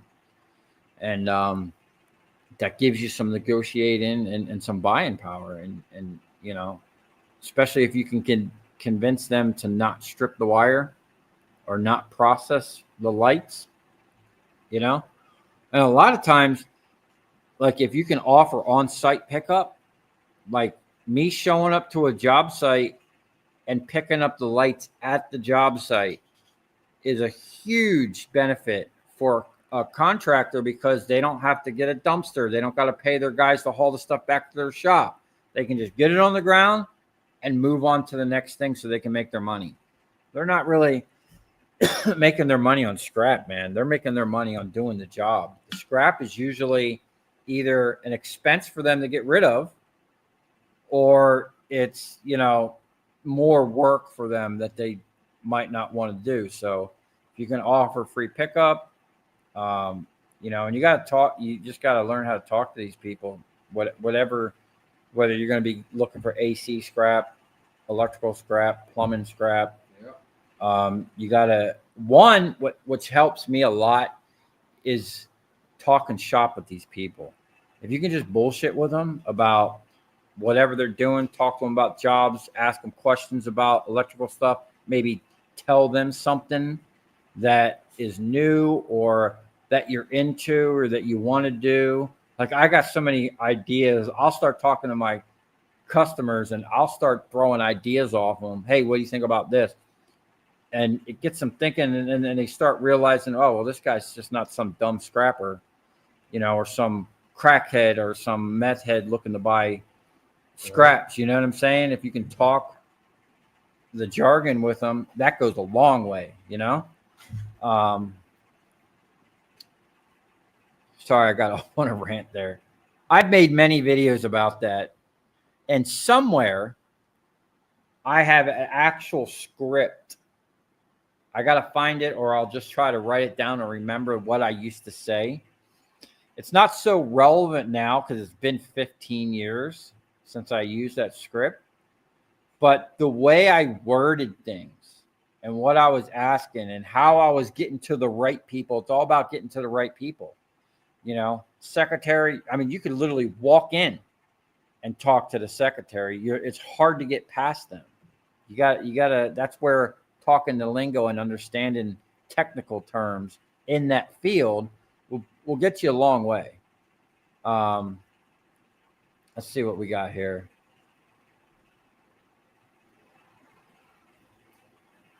All right, I'm going to answer a bunch of questions, and then we're going to wrap it up here. I got to go get some more spaghetti and meatballs. And Mason said he's down for that. Mason wants some spaghetti and meatballs.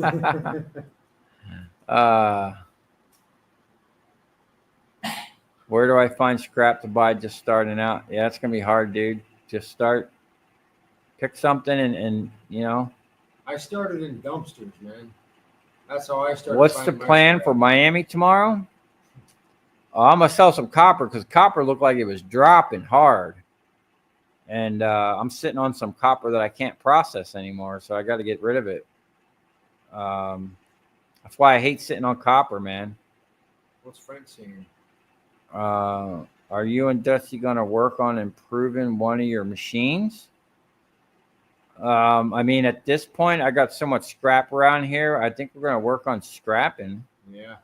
And getting his truck lightened up. I got to get that thing. He's got so much scrap from so many different states. He's got stashes, man. I was scrapping a bed. It was like a time capsule of scrap, dude, from all the states. Would either you go back to working for someone else now that you scrap? No.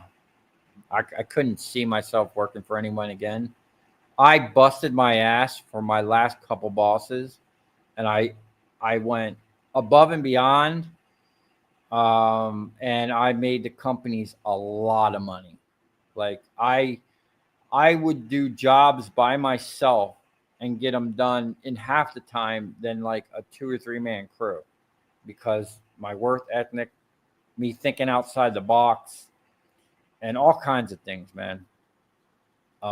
I would repair my own equipment on site, and they never, like within I worked for the same company for almost 10 years. The first year I topped out, maxed out my pay, and they never paid me anymore.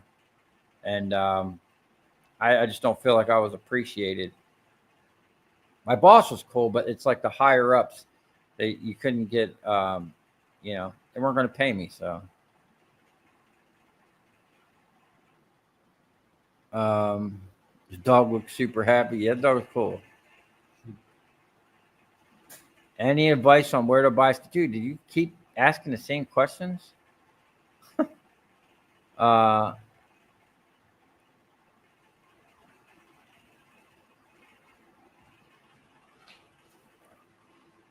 I hadn't turned my phone off, listening, changing my name to Project on the Fly.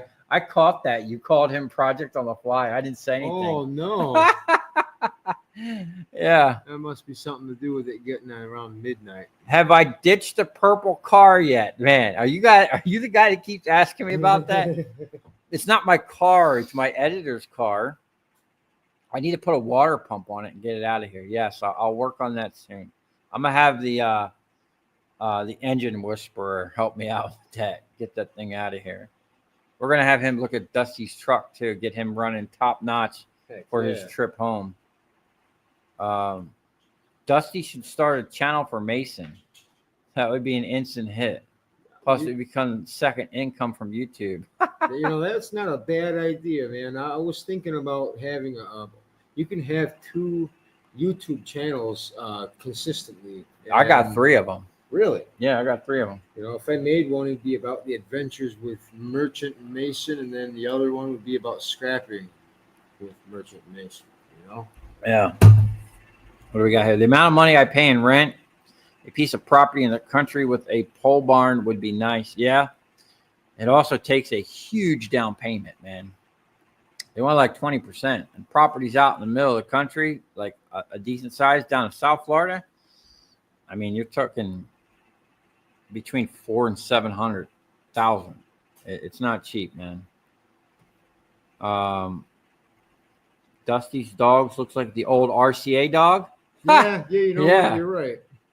Yeah. Networking your name out there helps build your customer base besides offering a good value for your service. Yeah. Shannon loves your puppy. Adorable puppy. Thank you. He is my co-pilot in life, okay? Just me and him. Do you have to have a scrapper's license in Florida? Is that true? Not that I know of. I mean, at first I was hearing about it, and I've heard about that years ago, but no one's ever asked me for one, and no one that I know that scrap has one. So, I mean, I was told this recently. Your dog just took off. Mason, dude. Get back here! I bet you the crazy cat lady's out there, dude. Yeah, it's about that time. Get back here! There's probably 20 cats over there for him to.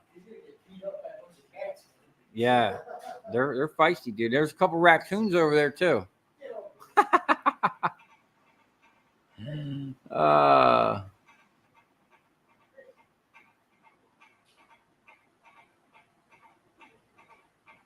It's about showing you're not wasting their time as well. Make a deal and take it. So when I used to pick up transformers every day, I gave everybody a 55-gallon drum. I had a thing. Don't waste their time. Don't be there more than 20 to 30 minutes. If I was there more than 20 minutes, I was stressing. I went to get in and get out, and I had my truck set up for efficiency. I had these barrels that were cut in half on wheels. I could wheel them in, sort my 3 different, I had all aluminum and ballast, copper aluminum transformers, and copper transformers. I'd sort them out real quick.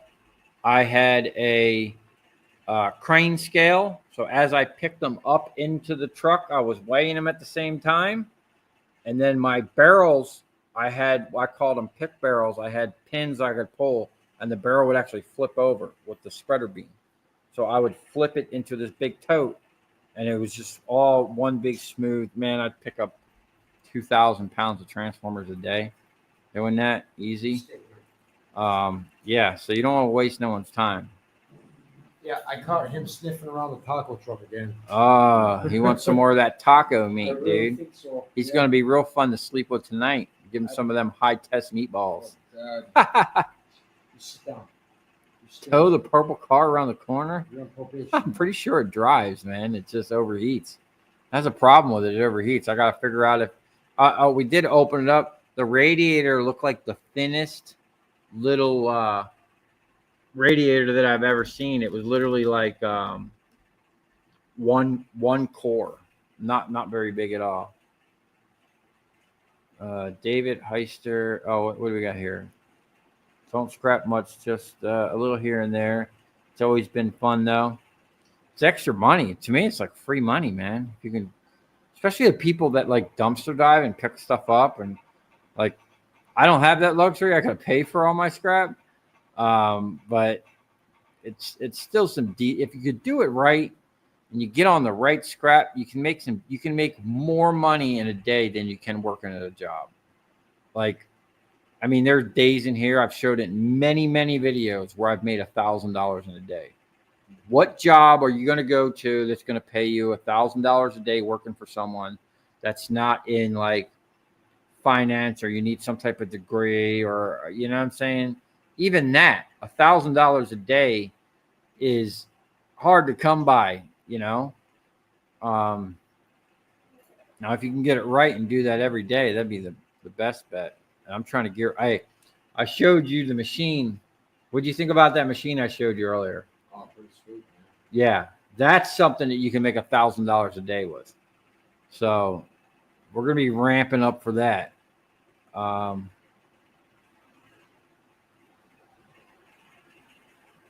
You've been watching from Middle Georgia for a long time.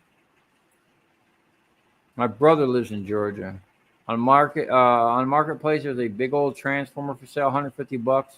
You may want to check it out. Looks like it's stripped down already. It's located in Pompano Beach, really. You might want to check that out. What's up, dude? He's grabbing onto you.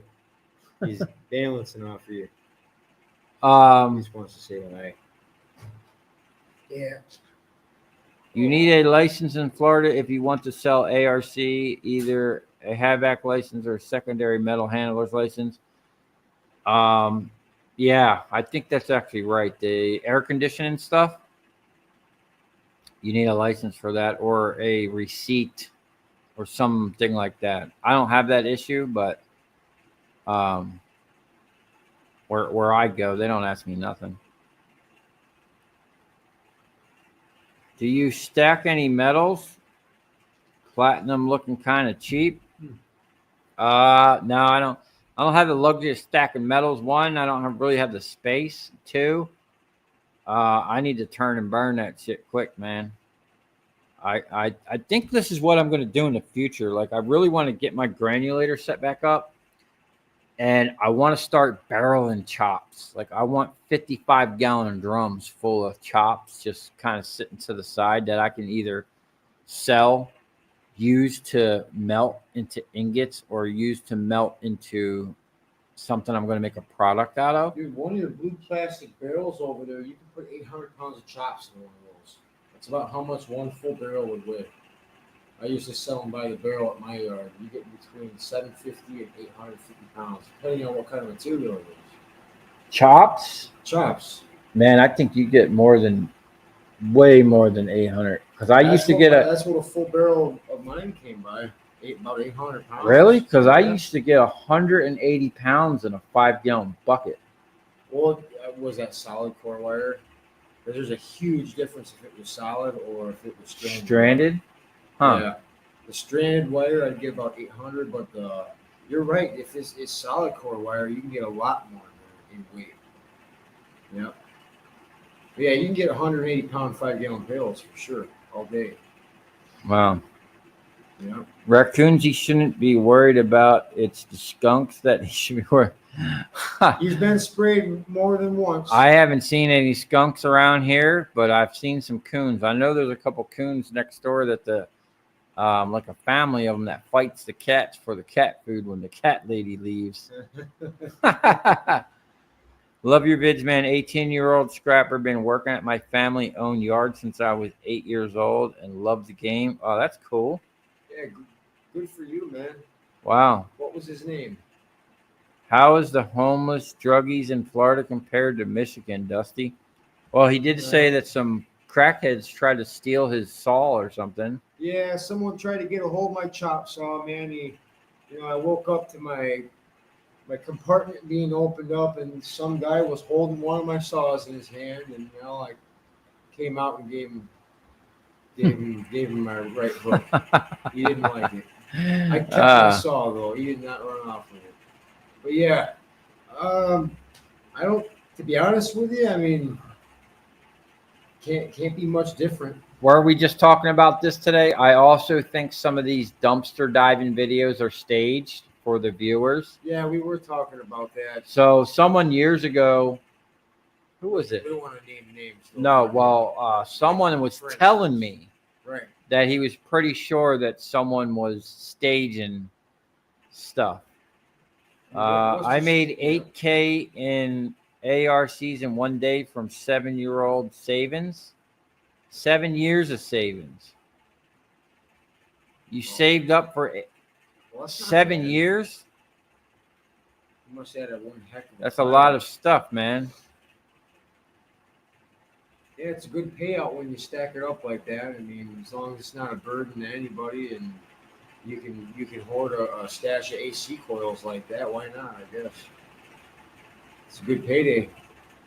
$8,000 is $8,000. You know.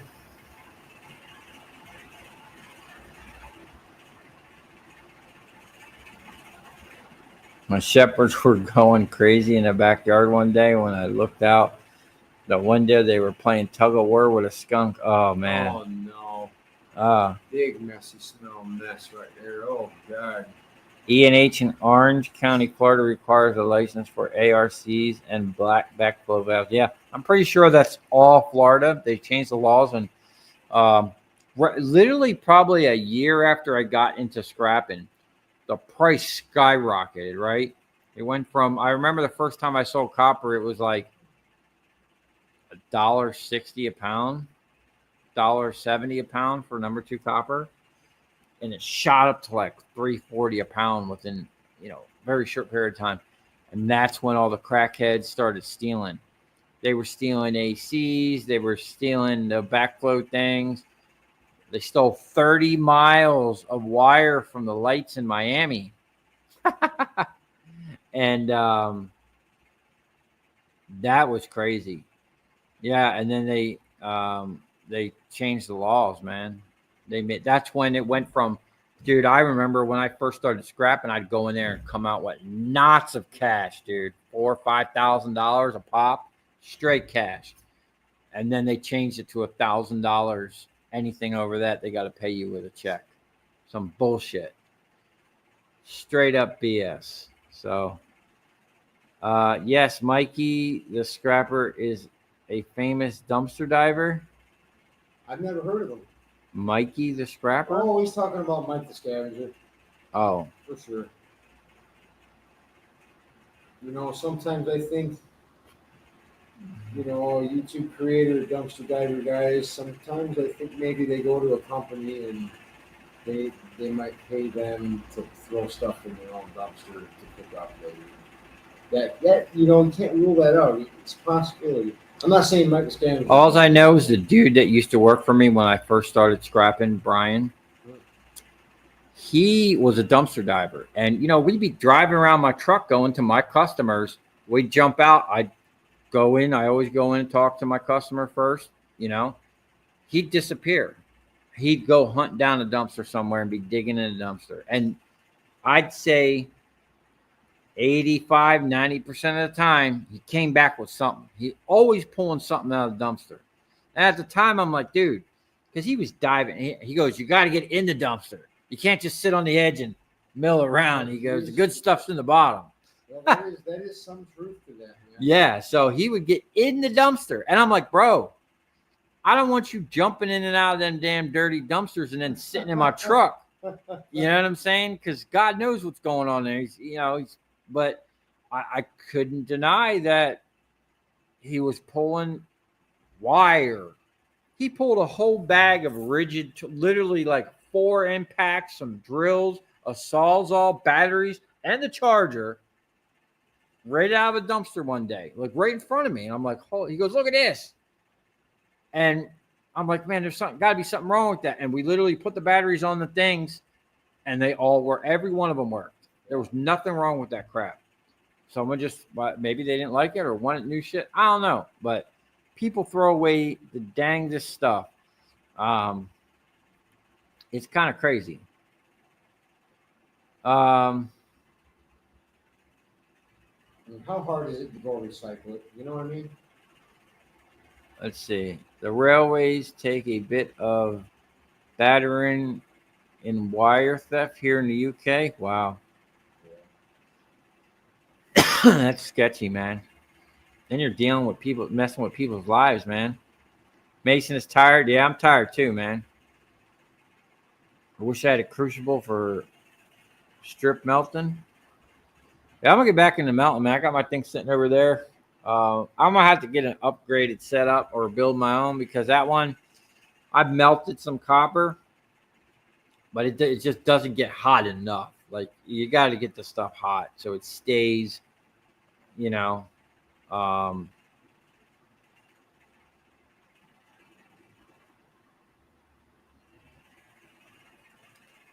so it stays hot. And now I have a massive propane tank. I'm gonna have all the propane, dude. I can hook probably 4 burners up to that thing and be melting. I told you one day. I don't know when it's gonna be, but one day, whether it's in this shop or somewhere else, I'm gonna make the biggest ingot on YouTube. The biggest, heaviest copper ingot. I'm talking big boy stuff. Probably gonna have to pick it up with the mini forklift. Some yards don't want to drill a hole in to make sure there's no lead in the middle. You should see what the university kids throw away at the end of the year. Well, Oliver just went to electrical college, and he told me that they throw all the stuff they pull in to make the circuits and then do their test things. They pull it all out and throw it in the dumpster. And he asked the guy if he could take some of it. He was like, no. They throw it all in the dumpster and basically throw it in the garbage and lock it so no one can get it. I wanted to know where he was at.